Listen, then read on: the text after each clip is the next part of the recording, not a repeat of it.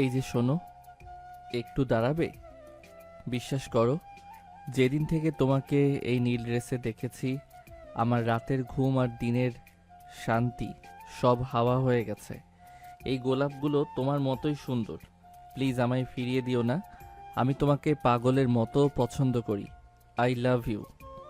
লজ্জা পেয়েছে নাকি? নাকি খুশিতে কথা আটকে গেছে? কই কিছু বলছো না যে? মানে, তুমি কি খুশি হওনি? খুশি? আপনার কি মনে হয় আমি এখন খুশিতে রাস্তায় ডিগবাজি খাবো? নীল ড্রেস দেখে আপনার মাথা কি রোদে পুড়ে মগজ গলে গেছে? আকাশ চশমা খুলে অবাক হয়ে যায়। হ্যাঁ, আপনি আপনি কে? আমি তো মানে আপনি তো কি, আমি মিলি। আর যে ড্রেসটা দেখে আপনি অজ্ঞান হয়ে যাচ্ছেন, ওটা জাস্ট একটা জামা। এখন বলেন, মাঝ রাস্তায় হাঁটু গেড়ে আমাকে প্রপোজ করার সাহস আপনার হলো কি করে? আপনি কি আমাকে চেনেন? আরে না না, আপনি ভুল বুঝছেন। আসলে হয়েছে কি, আমি একজনকে পছন্দ করি। সে ঠিক আপনার মতোই দেখতে, মানে উচ্চতায় আর গায়ের রঙে। আর কাকতালীয়ভাবে তারও ঠিক আপনার মতো একটা নীল ড্রেস ছিল। ওই ড্রেসটা পরে তাকে আমি প্রথম দেখেছিলাম। আজ দূর থেকে আপনাকে দেখে আমি ভেবেছি সেই মেয়েটি আসছে। সরি, একদম মিস্টেক হয়ে গেছে। ও, মিস্টেক? এখন ধরা খাওয়ার পর তো সব লাফাঙ্গারাই এই স্ক্রিপ্ট মুখস্থ বলে। আপনি না, অন্য একজনকে করতে আসছিলাম। কেন? প্রপোজ কি কোনো লটারি নাকি, যে একজনের গায়ে না লাগলে অন্যজনের গায়ে টিকিট লেগে যাবে? রাস্তাঘাটে দাঁড়িয়ে এইসব সস্তা নাটক করছেন কেন? লজ্জা করে না? আকাশ একটু অপমানিত বোধ করে। দেখুন, আমাকে লাফাঙ্গা বলবেন না। আমি আকাশ চৌধুরী। আমি স্রেফ একজনকে মনে মনে ভালোবাসি, তাকে ভেবে আপনাকে ভুলে প্রপোজ করেছি। তার জন্য আমি দুঃখিত। কিন্তু তাই বলে আমাকে অপমান করার অধিকার আপনার নেই। অধিকার নেই? আপনি মাঝ রাস্তায় আমার পথ আটকে গোলাপ ধরিয়ে দিয়ে প্রেম নিবেদন করবেন, আর আমি আপনাকে আরতি করব? নিজের বয়সের দিকে তাকাও, পিচ্চি ছোকরা। দেখে তো মনে হয় ভার্সিটির ফার্স্ট ইয়ারে পড়ো, আর আমি কলেজের সিনিয়রিং করছি। নিজের বয়সের চেয়ে বড়দের সম্মান দিতে জানো না? বড় বড় ডায়লগ দিয়ে ফিল্মি হিরো সাজতে এসেছো? আপনি আমাকে পিচ্চি বললেন? আমি ভার্সিটিতে পড়ি ঠিকই, কিন্তু প্রেমে বয়সের কোনো মাপকাঠি হয় না। আর আমি তো বলেই দিচ্ছি আমার ভুল হয়েছে। মানুষের ভুল কি হতে পারে না? ভুল আর ফাজলামোর মধ্যে পার্থক্য আছে। আপনি যদি আসলেও কাউকে পছন্দ করতেন, তবে তার চেহারাটা অন্তত চিনতেন। যে ছেলেকে তার পছন্দের মানুষের চেহারা আর পোশাকের পার্থক্য চেনার ক্ষমতা নেই, তার কাছে প্রেম মানেই টাইম পাস। যান, বাড়ি গিয়ে পড়াশোনা করেন। কলেজে যাওয়ার পথে এমন সিন ক্রিয়েট করবেন না, না হলে পুলিশের হাতে ধরিয়ে দেব। সাত সকালের মিঠে রোদটা শহরের ব্যস্ত মোড়ে এসে পড়েছে। এতক্ষণ রাস্তার ধারে কৃষ্ণচূড়া গাছটার নিচে হাঁটু গেড়ে বসেছিল আকাশ।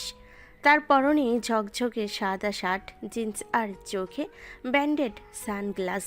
হাতে একগুচ্ছ টকটকে লাল গোলাপ, যা থেকে ভুরভুর করে সুবাস বেরোচ্ছে। আকাশে বুকের ভেতরটা এখন কোনো রক কনসার্টের ড্রামের মতো ধকধক করছে। আর সে তার মনে মানুষের সামনে নিজের কলিজাটা বের করে রাখবে। সামনে থেকে হেঁটে আসছিল এক কিশোরী, পরনে আসমানি রঙের সালোয়ার কামিজ, ঠিক সেই পোশাকটা যেটা পরে আকাশ তাকে প্রথমবার দেখেছিল এবং পলকেই নিজের হৃদয়ের চাবি হারিয়েছিল। মেয়েটি কাছে আসতেই আকাশ চোখ বন্ধ করে দরজ গলায় হাঁক চালো, মানে মিলিকে প্রপোজ করলো। রাস্তা দিয়ে যাতায়াত করা কয়েকটা রিক্সাওয়ালা আর পথচারী থমকে দাঁড়ালো। আকাশ এখনো হাঁটু গেড়ে বসেছিল, কিন্তু ওপাশ থেকে কোনো উত্তর আসছে না। আকাশ মনে মনে ভাবলো, মেয়েটি হয়তো খুশিতে বা লজ্জায় উত্তর দিচ্ছে না। সে এক চোখ খুলে সে উপরের দিকে তাকালো, কিন্তু এ কি? সামনে দাঁড়িয়ে থাকা মেয়েটির চোখে চপলতা নেই, আছে এক সমুদ্র সমান রাগ। চশমার ওপাশে বড় বড় চোখ দুটো দিয়ে যেন আগুনের গোল্লা বেরোচ্ছে। চেহারায় এক ধরনের আভিজাত্য মেশানো গাম্ভীর্য। আকাশ একটু ভ্যাবাচ্যাকা খেয়ে ধরফর করে উঠে দাঁড়িয়ে যায়, কারণ এটা সেই মেয়ে না যাকে সে প্রপোজ করতে এসেছে। এরপর দুজনে তর্ক শুরু। আকাশ বহু চেষ্টায় ও নিজেকে নির্দেশ প্রমাণ করতে পারেনি। মিলি যা তা বলে যায়। এরপর সে একরাশ বিরক্তি নিয়ে গটগট করে কলেজের দিকে হাঁটা দিল। আকাশ রাগে আর অপমানে লাল হয়ে হাতের গোলাপগুলোর দিকে তাকিয়ে রইল। সে জানতো না এই মিলিত হলো তার স্বপ্নের রাজকুমারী দিতির বড় বোন। আর আজ মিলি দিতির ড্রেস পরে এসেছিল, তাই সে ভুলে মিলিকে দিতি মনে করে প্রপোজ করে বসেছিল। আকাশ চৌধুরী শহরের বিখ্যাত শিল্পপতির একমাত্র ছেলে, চালচলনে আভিজাত্য আর মেজাজের রাজকীয় ভাব। মাসখানেক আগে এক বৃষ্টির দুপুরে আকাশ তার দামি গাড়ি নিয়ে জ্যামে আটকে ছিল। হঠাৎ জানালার কাচ সরিয়ে সে বাইরে তাকায়।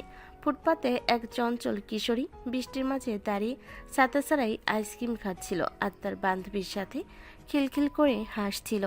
সেই প্রথম দেখাতেই আকাশ থমকে গিয়েছিল। মেয়েটির পরনে ছিল এক অদ্ভুত সুন্দর আসমানি নীল সালোয়ার কামিজ। আকাশে মনে হয়েছিল এ যেন কোনো আকাশ থেকে পড়া নীল পরী। আকাশ খোঁজ নিয়ে জানতে পারে মেয়েটির নাম অদিতি। দিতিরা মধ্যবিত্ত পরিবার হলো দিতির চাল চলন বেশ শৌখিন। সে সাজগোজ পছন্দ করে, দামি জিনিসপত্রের প্রতি তার অন্যরকম টান। আকাশ দূর থেকে দিতিকে কয়েকবার দেখেছে ঠিকই, কিন্তু সামনাসামনি কথা বলার সাহস পায়নি। আজ সে ঠিক করেছিল নীল ড্রেস পরা সে মেয়েটিকে দেখলেই সে মনের কথা বলে দেবে, কিন্তু ঘুণাক্ষরেও বুঝতে পায়নি যে দিতি সেই নীল ড্রেসটা আজ তার বড় বোন মিলি পরে বের হবে। মিলি চলে যাওয়ার পর ঝোপের আড়াল থেকে আকাশের তিন বন্ধু সজল, রাব্বি আর পিন্টু বের হয়ে এলো। তারা এতক্ষণ পুরনো নাটকটা দাঁড়িয়ে দাঁড়িয়ে উপভোগ করছিল। সজল হাসতে হাসতে প্রায় মাটিতে গড়িয়ে পড়ছে। কিরে আকাশ, প্রপোজ করতে গিয়ে ঝাড়ি খেয়ে একদম ভর্ত হয়ে গেলে, পিচ্ছে ছোকরা। মিলি আপু, তোকে তো ধুয়ে দিল রে, ওই ড্রেসটাই তোকে মারলো। এখন কি করবি? নীল ড্রেসের প্রেমে পড়ে তো এখন পুলিশের ডান্ডার ভয় দেখছিস। আকাশ রাগে গোলাপের তোড়াটা মাটিতে আছাড় দিয়ে বলে, চুপ কর তোরা।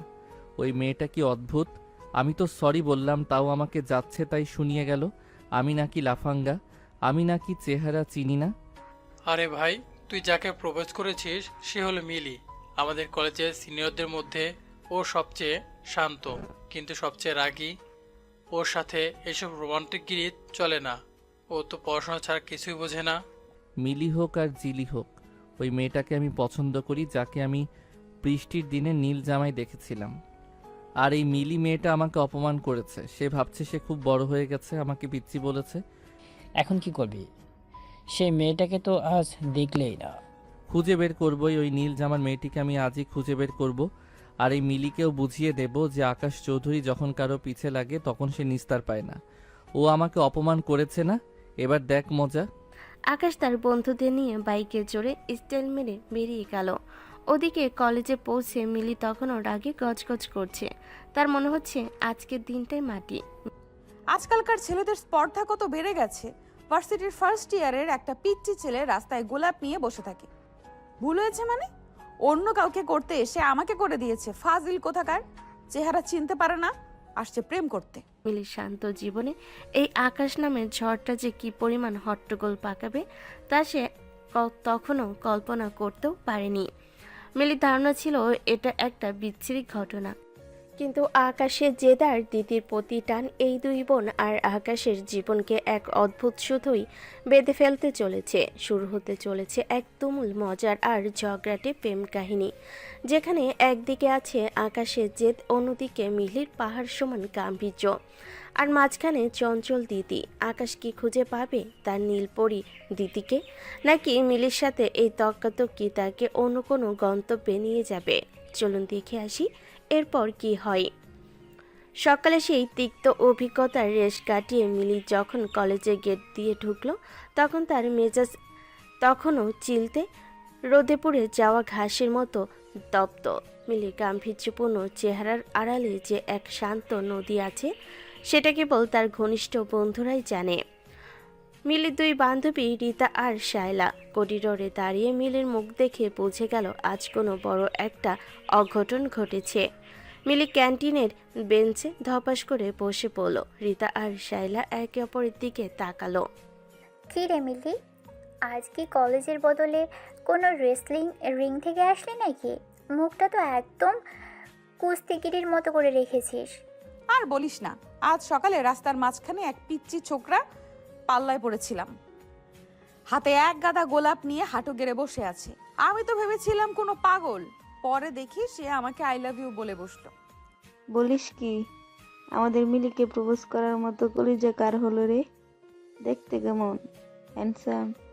হ্যান্ডসাম হোক আর যাই হোক, ছেলেটা একটা নাম্বার 1 লাফাঙ্গা।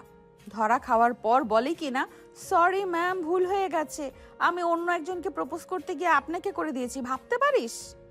আমাকে অপমান করার জায়গা আর পাইনি, আবার বলে কি না আমি নাকি দেখতে তার পছন্দের কোনো মেয়ের মতো। হায় হায়, বেচারা তোকে দেখে নির্ঘাত ভয় পেয়ে গিয়েছিল। কিন্তু মিলি, তুই তো আসলেও আজ নীল ড্রেস পরেছিস। দিতি পরলে না হয় মানাতো, তোর তো এসবের অভ্যেস নেই। ওই তো দিদির জন্যই আজ এই বিপদ। ও নিজের জামা ধুতে অলসতা করে আমার ইস্ত্রি করা জামাটা পরে পালালো, আর আমাকে বাধ্য হয়ে এই জামাটা পরে বের হতে হলো। আর ওই পিচ্চি ছেলেকেও বলে দিয়েছি নিজের বয়সের দিকে তাকিয়ে যেন প্রেম করতে আসে। মিলি তখন তার বান্ধবীদের সাথে এই সস্তার রোমান্টিক ট্র্যাজেডি নিয়ে হাসাহাসি করছে। তখন সেখান থেকে ঠিক 30 মিনিট দূরত্বের অন্য এক কলেজে চলছে এক ভিন্ন রাজত্ব। শহরের অন্য প্রান্তের এই কলেজে দিতি মাত্র 1 মাস হলো ভর্তি হয়েছে। মিলি আর দিতি দুই বোন হলেও স্বভাবে তারা উত্তর আর দক্ষিণ মেরু। মিলি যেখানে পড়াশোনা আর গাম্ভীর্য নিয়ে থাকে, দিতি সেখানে কলেজের অলিখিত রানী।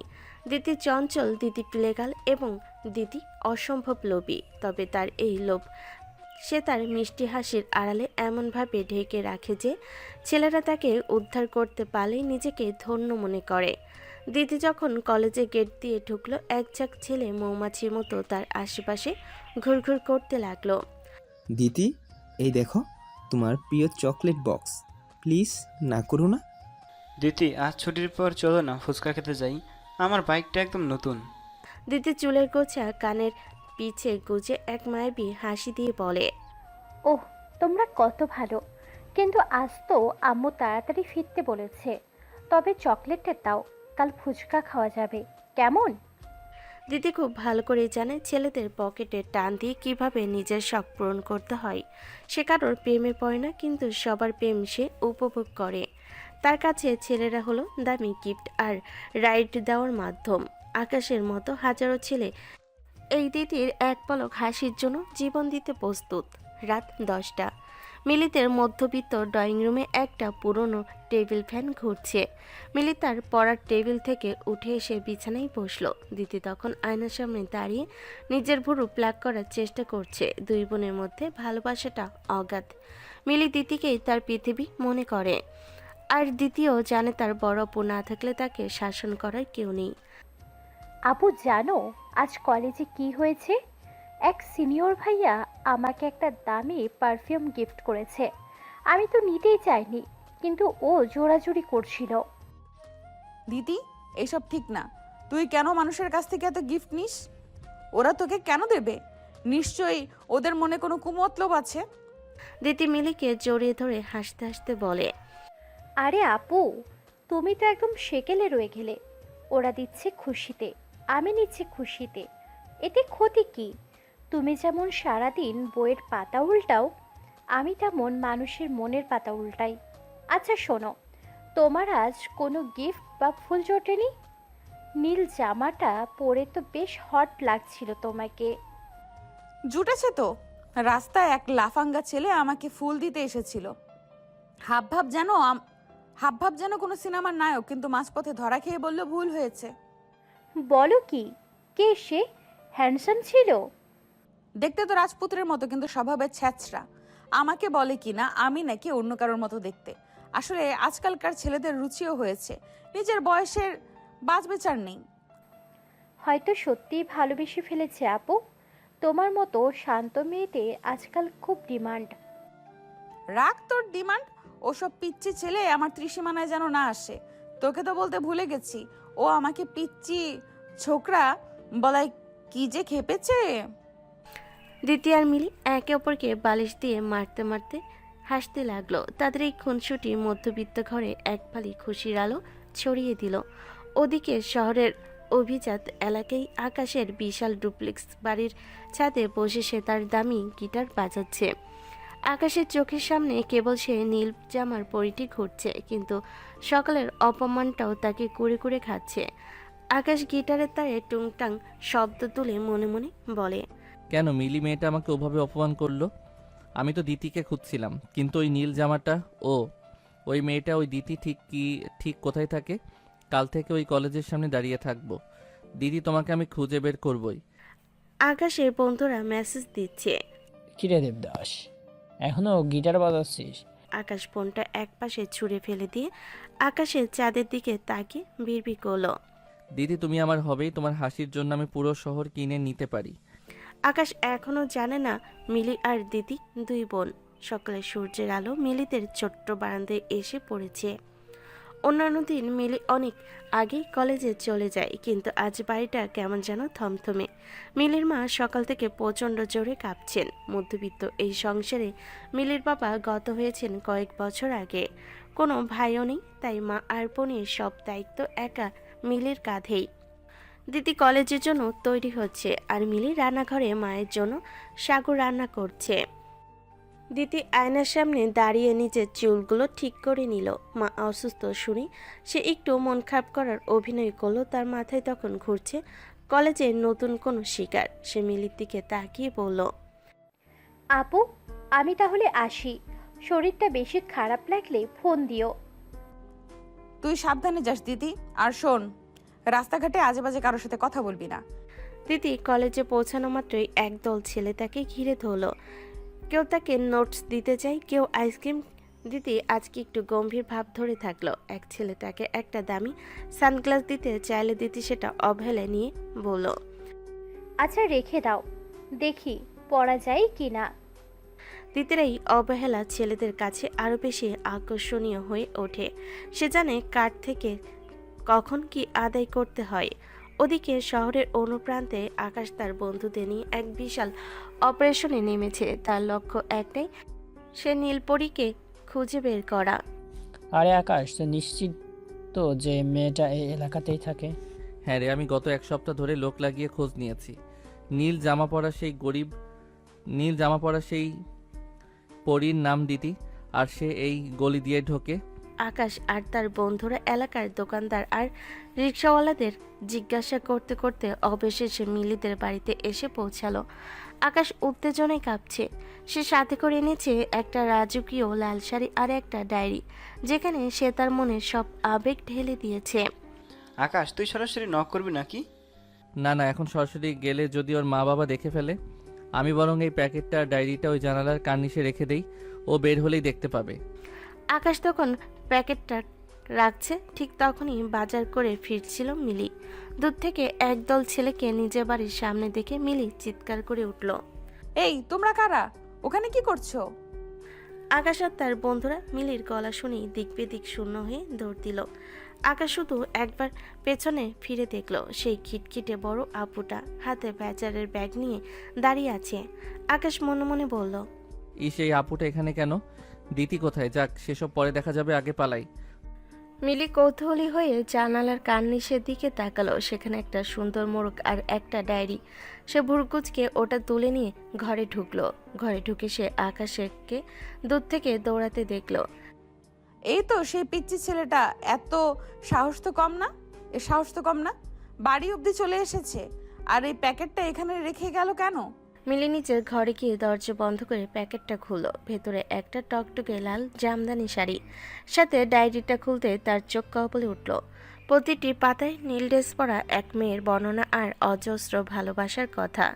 ডায়েরির শেষ পাতায় লেখা, তোমার জন্য এই শহর ছেড়ে আমি অন্য কোথাও যেতে পারবো না। তোমার ওই নীল ড্রেসটা আমাকে পাগল করে দিয়েছে।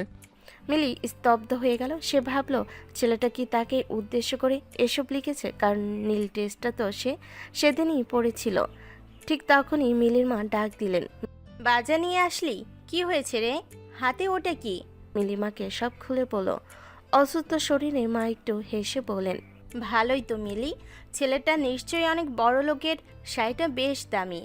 তোর জন্য যদি ভালো কোনো সম্বন্ধ আসে তবে আমার আর কোনো চিন্তা থাকবে না। তোর বিয়েটা হয়ে গেলে তো আমি শান্তিতে মরতে পারবো। মিলি রেগে আগুন হয়ে গেল। মা, তুমি সব কি বলছো? আমি যদি বিয়ে করে চলে যাই তবে তোমার আর দিদির কি হবে? এই সংসার কে দেখবে? আর পিচ্চি ছেলেটার সাহস কি করে হয় আমার পিছে পিছে আসার? আমি এসব তার মুখে ছুঁড়ে দিয়ে আসবো। ঠিক তখনই দিতি কলেজ থেকে ফিরল। ঘরে ঢুকেই শাড়ি দেখে তার চোখ চকচক করে উঠল। ওয়াও আপু, শাড়িটা কার? কি দারুণ ডিজাইন। ওই যে সেই ফালতু ছেলেটা রেখে গেছে। শোন দিদি, ওই পিচ্চিটা আমাদের বাড়ি চিনে ফেলেছে। এটা মোটেও ভালো লক্ষণ না। দিতি শাড়িটা হাতে নিয়ে গায়ে জড়িয়ে বলল, আপু, তুমি যদি এটা না পরো তবে আমাকে দাও, আমি পরবো। কেন বেকার ফিরিয়ে দিচ্ছ? মিলি গর্জে উঠল। একদম না, ওর জিনিস ওর কাছেই ফেরত যাবে। আর দিদি, তোর বয়সে একটা ছেলে এইসব প্রেম ভালোবাসার নাটক করছে আর তুই খুশি হচ্ছিস? ও তোকে চেনে না, আমাকেও চেনে না, স্রেফ ওই নীল ড্রেসের পিছে দৌড়াচ্ছে। দিতি মুখ বাঁকিয়ে বলল, তাতে কি হয়েছে? ভালোবাসা কি বড় ছোট হয় নাকি? হয়তো ও তোমাকে আসলেই পছন্দ করে ফেলেছে। তুমি কেন সব সময় এত রাগ করো?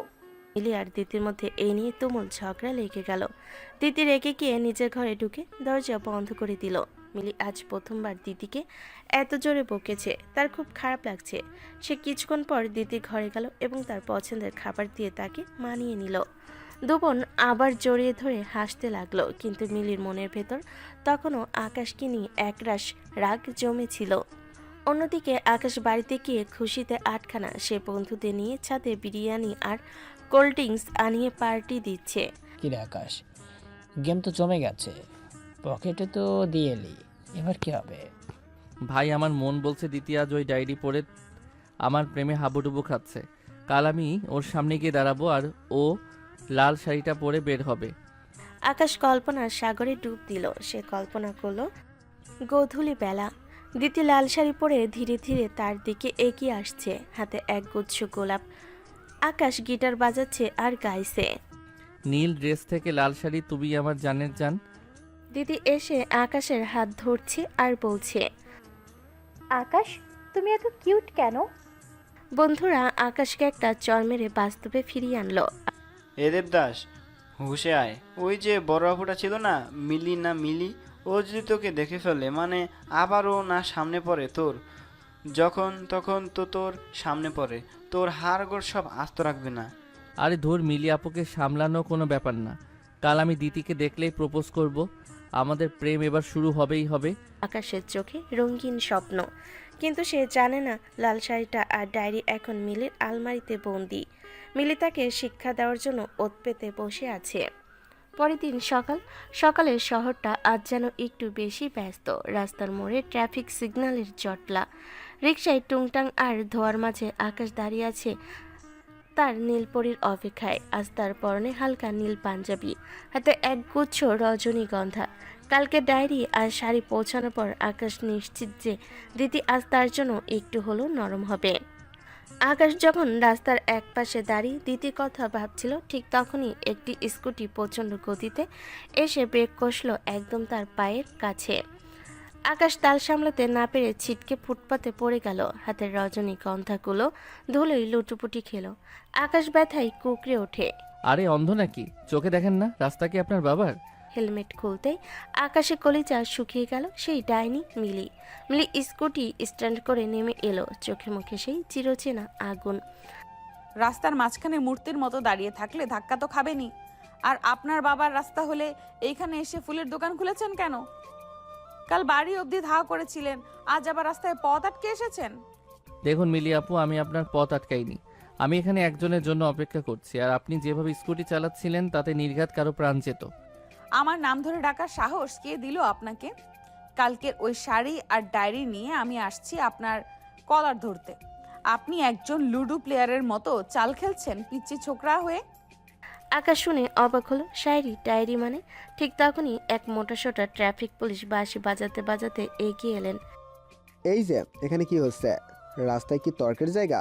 যান, সরুন এখান থেকে, জ্যাম লেগে যাচ্ছে। মিলি পুলিশের ধমক খেয়ে আকাশকে একটা কড়া বকা দিল।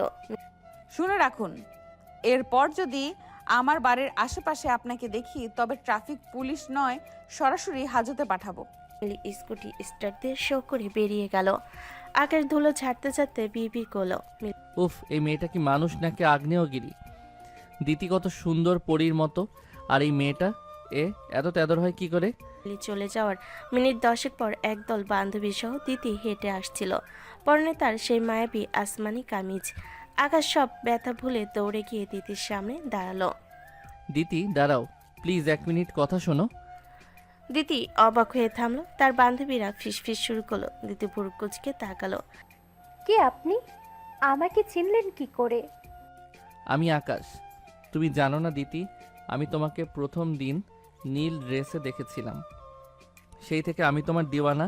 কাল তোমাদের জানালার কার্নিশে শাড়ি আর ডায়েরি আমি রেখেছিলাম। দিতি আকাশ থেকে বলল। তার চোখে মনি স্থির হয়ে গেল। হাই আল্লাহ, তুমিই তাহলে সেই ছেলে যে প্রথম দিন মিলি আপুকে ভুল করে প্রপোজ করেছিলে, আর কালকের ওই দামি শাড়িটা তুমি পাঠিয়েছিলে? মিলি? মিলি আপনার বোন? মানে ওই রাগী মেয়েটা? হ্যাঁ, সে আমার বড় বোন। মিলি আপু তো কাল থেকে রেগে আগুন হয়ে আছে। ও তো ভেবেছে তুমি ওর পিছনে লেগেছো। আকাশ মাথায় হাত দিয়ে বসে পড়ল। বিড়বিড় করলো। সারছে, এক ঘরে দুইজন, একজন সাক্ষাৎ পড়ি আরেকজন ডাইনি। ওই ডাইনি তো দিতির সাথে আমার প্রেম হতে দেবে না। কিছু বললে? না না, মানে ভুল হয়ে গেছে। আমি আসলে তোমাকেই ভালোবাসি দিতি। আপুকে ভুল করে ওই দিন বলে ফেলেছিলাম, কিন্তু আমাকে ভুল বুঝো না। দিতি কিছুক্ষণ আকাশের দামি জুতো আর ঘড়ির দিকে তাকালো। সে বুঝলো এই ছেলেটা বিশাল বড়লোকের। সে মিষ্টি একটা হাসি দিল। আর আচ্ছা, আমি আপুকে বুঝিয়ে বলবো। তোমার ওপর ও খুব ক্ষেপে আছে। আকাশ সুযোগ বুঝে বলল, এখানে রাস্তায় না দাঁড়িয়ে চলো ওই সামনের রেস্টুরেন্টে গিয়ে বসি। রেস্টুরেন্টে বসে আকাশ তার পরিচয় দিল। সে শহরের বিখ্যাত চৌধুরী গ্রুপ অফ ইন্ডাস্ট্রির একমাত্র উত্তরাধিকার। সেটা শুনে দিতি মনে মনে খুশিতে আত্মহারা। সে ভাবল, আহা, এমন একটা বড়লোক মুরগি থাকতে আমি কেন কলেজের ছোট্টখাটো ছেলেদের পিছনে সময় নষ্ট করছি। দিতি খুব বিনম্র হয়ে বলল, আকাশ, আমি তোমাকে ফিরিয়ে দেব না। তোমার সাহস দেখে আমি মুগ্ধ। আকাশ খুশিতে দিতির হাত ধরল। সত্যি দিতি, আমি আজ পৃথিবীর সবচেয়ে সুখী মানুষ। সারাদিন তারা শহরে ঘুরল।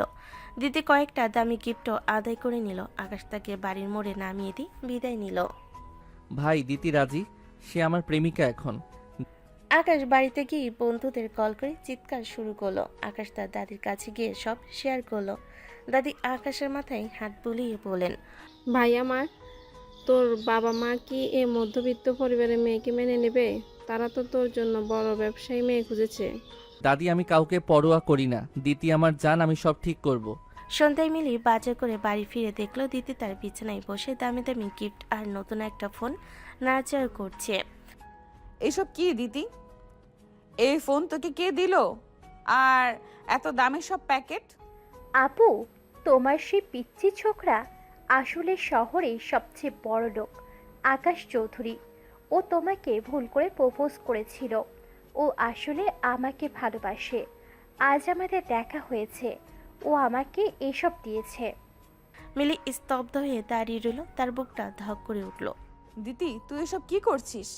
ওই ছেলেটা তোকে চেনে না, তুইও তাকে চিনিস না। স্রেফ টাকার লোভে তুই ওর সাথে জড়িয়ে পড়লি। সব বড় লোকের ভালোবাসা সস্তা হয় দিতি। ওরা তোকে খেলা ভাববে। কেন আপু, তোমার হিংসা হচ্ছে? কারণ ও প্রথম দিন তোমাকে প্রপোজ করেছিল, কিন্তু এখন আমাকে ভালোবেসেছে, তাই তুমি আমাকে এসব নীতি কথা শোনাচ্ছ? মিলি অবাক হয়ে গেল। তার ছোট বোন তাকে হিংসে করাই অপবাদ দিচ্ছে। দিদি, তুই আমাকে এটা বলতে পারলি? আমি শুধু চাই না তুই কোনো বিপদে পড়িস। বিপদ না চাই, আমি এখন আকাশের প্রেমিকা। তুমি ওর উপর আর নজর দিও না। দিদি গটগট করে ঘর থেকে বেরিয়ে গেল। মিলি পাথরের মতো মেঝের উপর বসে পড়ল। তার চোখ দিয়ে 2 ফোঁটা জল গড়িয়ে পড়ল। সে কোনোদিন তার বোনকে বকেনি, আজ সেই ছেলেটার জন্য তাদের মধ্যে দেওয়াল তৈরি হলো। মিলির মনে এক অজানা আশঙ্কার কালো মেঘ জমতে শুরু করলো। সে ভাবলো এই আকাশ চৌধুরী তাদের শান্ত জীবনটাকে নরক বানিয়ে ছাড়বে। সময় যেন ডানায় ভর করে উঠছে, আকাশের দিনগুলো যেন এখন কাটছে রঙিন ঘোরে। শহরের আভিজাত রেস্তোরাঁ থেকে শুরু করে লেকের পাড়, আকাশ আর দিতিকে সবখানে দেখা যাচ্ছে। আকাশ তার দামি গাড়ি নিয়ে প্রতিদিন দিতির কলেজের সামনে গিয়ে দাঁড়ায়, আর দ্বিতীয় রাজকীয় ভঙ্গিতে গাড়িতে গিয়ে চড়ে বসে। কিন্তু এই প্রেমের গল্পের মাঝখানে কাটা হয়ে দাঁড়িয়ে আছে একজন মিলি। আকাশ আর দিতি এখন শহরের সবচেয়ে দামি রুপটপ ক্যাফেতে বসে আছে। সামনে টেবিলে সাজানো হরেক পদের দামি খাবার। দিতি আইফোন দিয়ে সেলফি তুলছে আর আকাশ মুগ্ধ হয়ে তার দিকে তাকিয়ে আছে। দিদি, তুমি যখন হাসো না তখন মনে হয় আমার পুরো ব্যবসাটাই তোমাকে দিয়ে দিই। তুমি কি জানো তুমি কতটা মায়াবী? দিতি একটু ন্যাকামি করে। তাই নাকি আকাশ? কিন্তু মিলি আপু তো তোমাকে দেখলেই তেলে বেগুনে জ্বলে ওঠে। ও তো আমাদের এই সম্পর্ক একদমই মেনে নেবে না। আরে ওটা নিয়ে টেনশন করো না, তোমার আপুকে পটানোর দায়িত্ব আমার। আমি তাকে কোনোভাবে বুঝিয়ে নেব, শুধু তুমি আমার সাথে থেকো। দিতি মনে মনে হাসলো। তার কাছে আকাশ মানেই এক অন্তহীন দামি গিফট আর ব্র্যান্ডেড আউটলেটের শপিং। আকাশ ও দিদির চপলতায় এতটাই অন্ধ যে সে দিদির লোভী স্বভাবটা দেখতেই পাচ্ছে না। মিলি এখন আকাশকে দেখলেই রাস্তা বদল করে, কিন্তু আকাশ বড়ই অদ্ভুত। সে এখন মিলির সাথে ইচ্ছে করে ভালো ব্যবহার করার চেষ্টা করছে। একদিন বিকেলে মিলি বাজার থেকে ফিরছিল, হাতে ভারী ব্যাগের শাকসবজি। হঠাৎ আকাশের চকচকে কালো গাড়িটা তার পাশে এসে থামলো। আকাশ গাড়ি থেকে নেমে হাসি মুখে বলে, আরে মিলি আপু, এত ভারী ব্যাগ নিয়ে হাঁটছেন কেন? আসুন আমি ড্রপ করে দেই।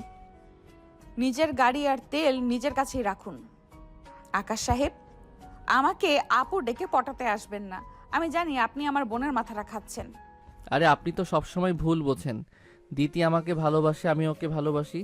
আপনি মাঝখানে কেন দেয়াল হয়ে দাঁড়াচ্ছেন? আপনি চাইলে আমি আপনার জন্য একটা ভালো স্কুটি কিনে দিতে পারি, যাতে আর কষ্ট করে হাঁটতে না হয়। কি বললেন?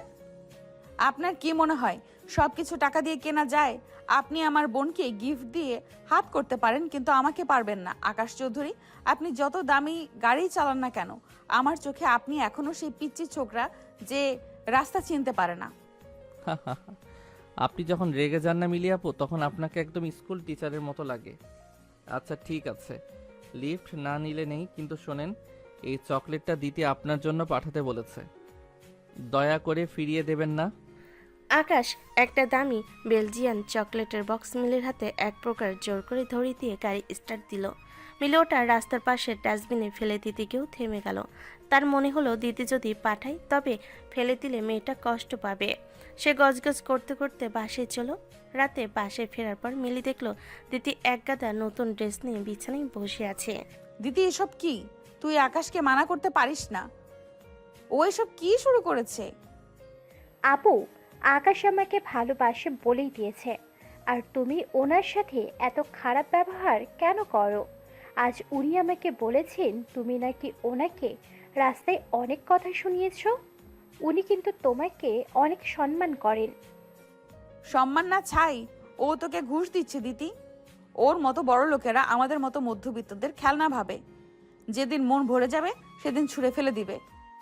সবাই তোমার মতো পড়াশোনা নিয়ে থাকে না আপু। আকাশ আমাকে অনেক স্বপ্ন দেখিয়েছে, আমি ওর সাথে থাকবো।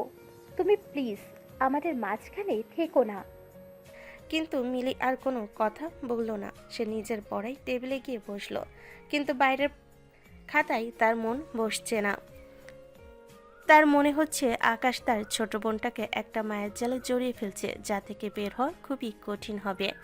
আকাশ বাড়িতে ফিরে গিয়ে তার দাদির সাথে পরামর্শ করলো। সে বুঝে গেছে দিদিকে পেতে হলে মিলির সম্মতি দরকার, কারণ মিলি এই পরিবারের কর্তা।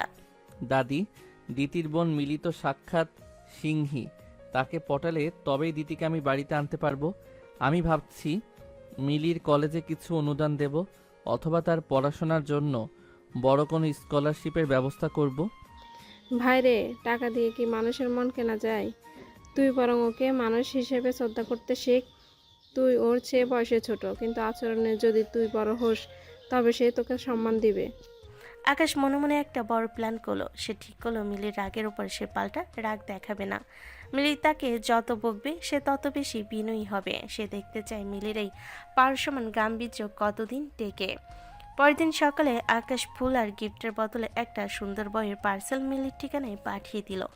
ভেতরে চিরকুটে লেখা ছিল, পিচ্চি ছোকরার পক্ষ থেকে বড় আপুর জন্য একটা ছোট উপহার। ঝগড়া নয়, বন্ধুত্ব হোক। মিলি বইটা হাতে নিয়ে অনেকক্ষণ তাকিয়ে রইল।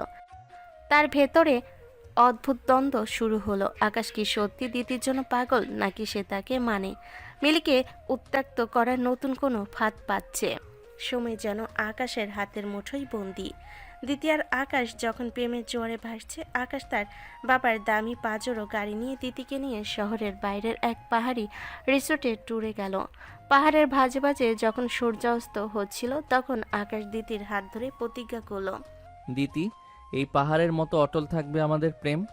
দিদি তখন আকাশের কাঁধে মাথা রেখে দামি ঘড়িটার দিকে তাকিয়ে ভাবছিল, জীবনটা যদি এমনই রঙিন হতো। কিন্তু তারা জানতো না পেছনে এক বিশাল ঝড় ধেয়ে আসছে। আকাশ আর দিদি যখন ট্যুরে মত্ত, তখন আকাশের বাবা আজমল চৌধুরী আর মা রেহেনা বেগম সবটা জেনে গেছেন। তাদের একমাত্র ছেলে এক মধ্যবিত্ত পরিবারের মেয়ের পেছনে টাকা ওড়াচ্ছে। এটা তাদের কাছে অপমানের শামিল। তারা সোজা গিয়ে হাজির হলেন মিলিদের ছোট্ট ফ্ল্যাটে। মিলি তখন মায়ের মাথায় জলপট্টি দিচ্ছিল। হঠাৎ দরজায় কড়া শব্দ। দরজা খুলতেই মিলি দেখল দামি শাড়ি আর স্যুট পরা দুজন মানুষ রাগী মুখে দাঁড়িয়ে আছে। আপনারাই কি দিতের পরিবার? আপনাদের সাহস তো কম না। আমার ছেলেকে প্রেমের ফাঁদে ফেলে টাকা হাতানোর ধান্দা করেছেন। মুখ সামলে কথা বলুন সাহেব। আমরা মধ্যবিত্ত ঘরের হতে পারি, কিন্তু ভিখারি নই। আপনার ছেলে আমার বোনের পেছনে ঘোরে, আমার কেন আপনার ছেলের পেছনে নয়? রাখুন আপনার নীতি কথা। এই দিদিকে বলে দিবেন আমার ছেলের ছায়া থেকেও যেন দূরে থাকে, না হলে এই বাড়ি থেকে আপনাদের উচ্ছেদ করতে আমার 1 মিনিটও লাগবে না। মিলি অপমানে নীল হয়ে গেল। অসুস্থ মা বিছানা থেকে ডুকরে কেঁদে উঠলেন। আজমল চৌধুরী একরাশ দাঁত ছুড়ে দিয়ে বেরিয়ে গেলেন। ট্যুর থেকে ফিরে দিতে যখন হাসিমুখে ঘরে ঢুকলো, মিলি তখন আগ্নেয়গিরির মতো ফেটে পড়ল। খুব তো ঘোরা হলো। আজ তোর ওই রাজপুত্রের বাবা মা এসে আমাদের মাকে অপমান করে গেছে। খুব তো ঘোরা হলো। আজ তোর ওই রাজপুত্রের বাবা মা এসে আমাদের মাকে অপমান করে গেছে। তুই কি চাস আমরা রাস্তায় বসি? আপু, আকাশ এসব জানলে ওদের ছাড়বে না। ও আমাকে অনেক ভালোবাসে। ভালোবাসা? তবে ওকে বল কালকের মধ্যে ওর পরিবারকে রাজি করিয়ে তোকে বিয়ে করতে। যদি 3 দিনের মধ্যে ও তোকে চৌধুরী বাড়ির বউ করে নিয়ে যেতে পারে, তবেই বুঝবো ওর ভালোবাসা সত্যি। না হলে আজ থেকে তোর ঘর থেকে বের হওয়া বন্ধ। দিদি হক চকিয়ে গেল। সে জানতো না পরিস্থিতি এত দূর গড়াবে। সে তখনই আকাশকে ফোন করে সব জানালো। পরের দিন সকালে এক ক্যাফেতে আকাশ আর দিদির দেখা হলো। দিদি কাঁদতে কাঁদতে সব বলল। আকাশ, আপু বলেছে 3 দিনের মধ্যে বিয়ে না করলে আমাকে গ্রামে পাঠিয়ে দেবে। তোমার বাবা মা আমাদের অনেক অপমান করেছে। এখন তুমিই বলো কি হবে? তুমি চিন্তা করো না দিতি, আমি আজই বাড়িতে কথা বলবো। তোমাকে আমি কারো হাতে ছেড়ে দেব না। আকাশ বাড়িতে ফিরে ড্রয়িং রুমে এসে চেঁচামেচি শুরু করলো। সে সরাসরি বলল সে দিদিকে বিয়ে করবে। কখনো না। ওই নিচু বংশের মেয়ে এই বাড়ির চৌকাঠ মারাবে না। আকাশ, তুই কি পাগল হয়েছিস? তোর জন্য আমরা লন্ডনে এক বড় ব্যবসায়ীর মেয়ে ঠিক করেছি। আকাশকে অনেক বোঝানোর চেষ্টা করলো। সে কান্নাকাটি করলো, ডাইনিং টেবিলের গ্লাস ভাঙলো, সারা রাত না খেয়ে থাকলো। কিন্তু আজমল চৌধুরী অটল। শেষমেশ আকাশ চরমপথ বেছে নিল। সে নিজের ঘরে গিয়ে দরজা বন্ধ করে দিল এবং একটা চিরকুট লিখল। দিতি না থাকলে এই আকাশের কোনো প্রয়োজন নেই। সে হাতের কাছে থাকা ঘুমের ওষুধের ফাইলটা বের করলো। খবর পেয়ে মা দরজা ভেঙে ভেতরে ঢুকে দেখেন আকাশ অবচেতন অবস্থায় মেঝেতে পড়ে আছে। আসলে আকাশ কয়েকটা ভিটামিন ট্যাবলেট খেয়ে নাটুকে ভান করে পড়েছিল, কিন্তু বাবা মা তো জানেন না। ওরে, আমার ছেলেটা শেষ হয়ে গেল। ওগো, তুমি মত দাও। সম্পত্তির চেয়ে আমাদের ছেলে বড়। ঠিক আছে, ওই মেয়েটাকেই আনবো। তুমি শুধু চোখ খোলো বাবা। আকাশ মনে মনে হাসলো। তার সুসাইড ড্রামা কাজে দিয়েছে। সে কিছুক্ষণ পর ধীরে ধীরে চোখ মেলল। তবে কি তোমরা রাজি? হ্যাঁ রাজি। কালই আমরা ওদের বাড়িতে বিয়ের প্রস্তাব নিয়ে যাব। কিন্তু মনে রাখিস আকাশ, তুই এক বড় ভুল করছিস। আকাশ খুশিতে তখন দিদিকে মেসেজ করলো। Mission successful. কাল আমি বর সেজে আসছি। আকাশ দিতিকে ফোন করার পর ভাবলো মিলিকে একটা খবর দেওয়া দরকার। সে মিলিকে ফোন করলো। আবার কোথায় ফোন করেছেন? মিলি আপু, আপনার শর্ত পূরণ হতে চলেছে। কাল আমার বাবা মা আসছেন দিতিকে নিতে। আপনি এবার একটু হাসুন তো। শুনুন আকাশ চৌধুরী, আপনি নাটক করে মা বাবাকে রাজি করেছেন কিনা আমি জানি না, তবে আমার বোন যদি এক ফোঁটা চোখের জল ফেলে তবে ওই চৌধুরী প্যালেসে গিয়ে আমি আগুন লাগিয়ে দিব, মনে থাকে যেন। আপনার এই রাগটাই আমার খুব ভালো লাগে। দেখা হচ্ছে কাল। চৌধুরীর পরিবার হার মানল আকাশের পাগলামির কাছে, কিন্তু মিলি জানে এই তড়িঘড়ি বিয়ে কোনো সুখের বার্তা আনবে না। পরের দিন ভোরের সূর্য আজ এক অদ্ভুত অনিশ্চয়তার বার্তা নিয়ে এলো। মধ্যবিত্ত ওই ছোট্ট ফ্ল্যাটটিতে আজ শহর কাঁপানো চৌধুরী পরিবারের পদধূলি পড়বে। মিলি সকাল থেকে ঘরদোর গোছাতে ক্লান্ত, তার মনে এক ফোঁটা শান্তি নেই। দিতি আয়নার সামনে বসে নিজের সাজ নিয়ে ব্যস্ত, তার চোখে মুখে আজ এক বিজয়ী হাসি। সে আজ চৌধুরী বাড়ির ছোট বউ হতে চলেছে। এই চিন্তাটাই তাকে এক অলৌকিক ঘোরে আচ্ছন্ন করে রেখেছে। বেলা 11টা। মিলিদের বাড়ির সামনে এসে থামলো আকাশের বাবা আজমল চৌধুরী আর মা রেহানা বেগমের দামি কালো গাড়ি। পেছনে আরেকটিতে আকাশ, তার মুখে তখন এক মুখ হাসি আর হাতে দামি মিষ্টির প্যাকেট। ঘরে বাতাস যেন জমে বরফ হয়ে গেল। রেহানা বেগম টিস্যু দিয়ে সোফাটা ঝেড়ে নিয়ে বসলেন। দেখুন, আমার ছেলের একগুয়েমির কাছে আমরা হার মেনেছি। ও যখন মরতে বসেছে তখন আমাদের আর করার কিছু নেই, তাই দিতিকেই আমাদের বাড়ির বউ হিসেবে মেনে নিচ্ছি। রেহানা বেগম মিলির মায়ের দিকে তাকিয়ে বলে, আমাদের কোনো ডিমান্ড নেই, কারণ আপনারা তা দিতেও পারবেন না। শুধু মেয়েটাকে দিয়ে দিবেন, এটাই আমাদের চাওয়া। বিয়ের তারিখ আগামী পরশু। মিলি এক কোণায় দাঁড়িয়ে এই অপমান সহ্য করছিল। তার মা আমতা আমতা করে সম্মতি দিলেন। আকাশ একবার মিলির দিকে তাকালো, কিন্তু মিলি মুখ ঘুরিয়ে নিল। আকাশে মনে হলো এ মেয়েটা কোনোদিন তাকে ক্ষমা করবে না। চৌধুরীরা চলে যাওয়ার পর ঘর জুড়ে শুরু হলো উৎসবের আমেজ। দিতি খুশিতে গমগম করছে, কিন্তু মিলি তার মায়ের ঘরে গিয়ে বসলো। মা, ওরা যেভাবে কথা বলে গেল তাতে কি তোমার মনে হয় দিতি ওখানে সুখে থাকবে? ওরা তো দিতিকে মানুষ হিসেবে নয়, আকাশের খেলনা হিসেবে মেনে নিয়েছে। ঠিক তখনই দিতি দরজা এসে দাঁড়ালো, তার চোখে আগুন। আপু, তোমার এইসব নেতিবাচক কথা বন্ধ করো তো। তুমি কি আমার ভালো সহ্য করতে পারো না? আমি শহরের সবচেয়ে বড়লোক ঘরে যাচ্ছি, আর তুমি আমার হবু শ্বশুর শাশুড়ির নিন্দা করছো। আসলে তোমার নিজের কোনো বয়ফ্রেন্ড নেই তো, তাই আমারটা দেখে তোমার হিংসে হচ্ছে। মিলি অবাক হয়ে তাকিয়ে রইল। তার ছোট বোন তাকে হিংসে করার অপবাদ দিচ্ছে। দিতি, তুই অন্ধ হয়ে গেছিস। দোয়া করি যেন তোর এই ভুল ভাঙতে দেরি না হয়। মিলি ঘর থেকে বেরিয়ে গেল। দিতি বিড়বিড় করে বলল, হিংসুটে বুড়ি একটা। বিকেলে আকাশ ফোন করে জানালো তারা কেনাকাটায় যাবে। দিতি জেদ করলো মিলিকেও সাথে নিতে হবে। সে চেয়েছিল মিলিকে দেখাতে যে আকাশ তাকে কতটা দামি দামি জিনিস দিতে পারে। শপিং মলে ঢুকে দিতি যেন পাগল হয়ে গেল। লাখ টাকার শাড়ি, দামি গহনা আর কসমেটিক, সে যা যা দেখছে তাই কিনছে। আকাশ, দেখো তো এই নেকলেসটা আমাকে কেমন মানাবে। তোমাকে সব কিছুতেই সুন্দর লাগে দিতি, তুমি সব নিয়ে নাও। দিতি আকাশকে ফিসফিস করে বলল, আকাশ, আপুকেও কিছু কিনে দাও। বেচারি তো কোনোদিনও দামি কাপড় পরেনি, হিংসে করে তো নীল হয়ে যাচ্ছে। আকাশ হাসলো। সে মিলির কাছে একটা দামি সিল্কের ওড়না আর একটা মার্জিত কামিজ নিয়ে এলো।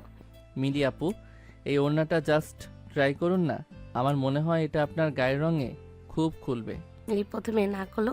দিতি জোড়াজড়িতে আর আকাশের অনুনয় সে টয়লেট রুমে গিয়ে ওটা পরে এলো। মিলি যখন পর্দা সরিয়ে বের হলো, আকাশ যেন পাথর হয়ে গেল। মিলির সাধারণ সাজে সে দামি ওড়নাটা এক অনন্য আভিজাত্য এনে দিয়েছে। তার চোখে মুখে একটা নিষ্পাপ পবিত্রতা যা তিতির চটপটে রূপের চেয়েও বেশি শক্তিশালী। আকাশে মনে হলো এক মুহূর্তের জন্য সে যেন কোনো অপ্সরাকে দেখছে। একই মায়ের দুই বোন, কিন্তু মিলি আপুর মাঝে এক অদ্ভুত মায়া আছে। কেন আমি ওনাকে আগে এইভাবে দেখিনি? পরক্ষণে আকাশ নিজের মাথায় একটা গাঁটটা মারল। আরে দিতি আমার হবু স্ত্রী, আমি এসব কি ভাবছি? মিলি তো আমার ডাইনি বড় আপু। কেনাকাটা শেষে রাতে আকাশ আর দিতির ফোনে দীর্ঘক্ষণ কথা হলো। আকাশ দিতির হাসির গল্প শুনছে আর নিজের কল্পনায় চৌধুরী বাড়ির অন্দরমহল সাজাচ্ছে। ওদিকে দিতি ভাবছে আকাশের ব্যাংকে আর কত টাকা থাকতে পারে। পরের দিন সকালে শুরু হলো হলুদের আয়োজন।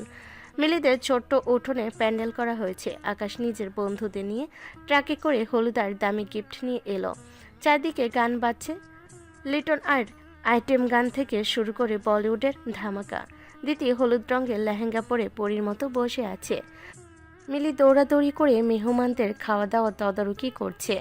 আকাশ হলুদ মাখার সময় বারবার মিলির দিকে আর চোখে তাকাচ্ছিল। মিলি যখন আকাশে গালে হলুদ ছোঁয়াতে এলো, আকাশের শরীর দিয়ে যেন বিদ্যুৎ খেলে গেল। মিলি আপু, আমাদের বিয়েতে কিন্তু আপনাকে অনেক নাচতে হবে। বিয়ের কাজটা ঠিকঠাক মিটুক আগে, আমার নাচের দরকার নেই। অনুষ্ঠানে আকাশ আর দিদি বন্ধুরা মিলে এক চোর পুলিশ নাটক হলো। হাসাহাসি, নাচ আর গানে ছোট বাড়িটা উৎসবে মাতোয়ারা। কিন্তু এই আনন্দের মাঝেও মিলির বুকটা বারবার কাঁপছিল। সে জানে চৌধুরী বাড়ির এই রাগী লোকগুলো দিদিকে কোনোদিন মন থেকে আপন করবে না। আকাশ খুশিতে পাগল হয়ে তার বন্ধুদের সাথে নাচছে। সে ভাবছে কালই তো তার স্বপ্ন পূরণ হবে। কিন্তু নিয়তি হয়তো অন্য কোনো নাটক সাজিয়ে রেখেছে বিয়ের পিড়িতে। চৌধুরী ভিলার সানাইয়ের সুর আজ শহর জুড়ে প্রতিধ্বনিত হচ্ছে। আকাশের বাবা আজমল চৌধুরী আর মেয়া রেহেনা বেগম মুখে হাসি রাখলেও তাদের মনের গহীনে এক নীলবিষ খেলা করছে। তারা মনে করে ভাবছেন, আমাদের চৌধুরী বংশের মান যে মেয়েটা ধুলে মিশিয়েছে, তাকে আমরা এত সহজে ছাড়ব না। আকাশ তখন তার রাজকীয় শেরানি পরে আয়নার সামনে দাঁড়িয়ে। তার চোখের স্বপ্ন শুধু দিতি আর নীলপরীর স্বপ্ন। আকাশ স্টেজে যাওয়ার আগে লুকিয়ে দিতিকে ফোন করলো। দিতি, আর মাত্র কয়েক ঘন্টা, তারপর তুমি সারা জীবনের জন্য আমার। তৈরি তো? আমি একদম তৈরি আকাশ, কিন্তু তোমার বাবা মা কি সত্যি আমাকে মেনে নিয়েছেন? হ্যাঁ জান, বাবা তো ট্যুরের প্ল্যানও করে ফেলেছেন। বিয়ের পরেই আমরা দূরে কোথাও হারিয়ে যাব। ওদিকে মিলি তখন আকাশদের বাড়িতে লুকিয়ে গিয়েছিল যাচাই করতে। ওদিকে আড়ালে দাঁড়িয়ে সব শুনছিল, কিন্তু তার কান খাড়া হলো যখন সে আকাশের বাবা মার ফিসফিস শুনল।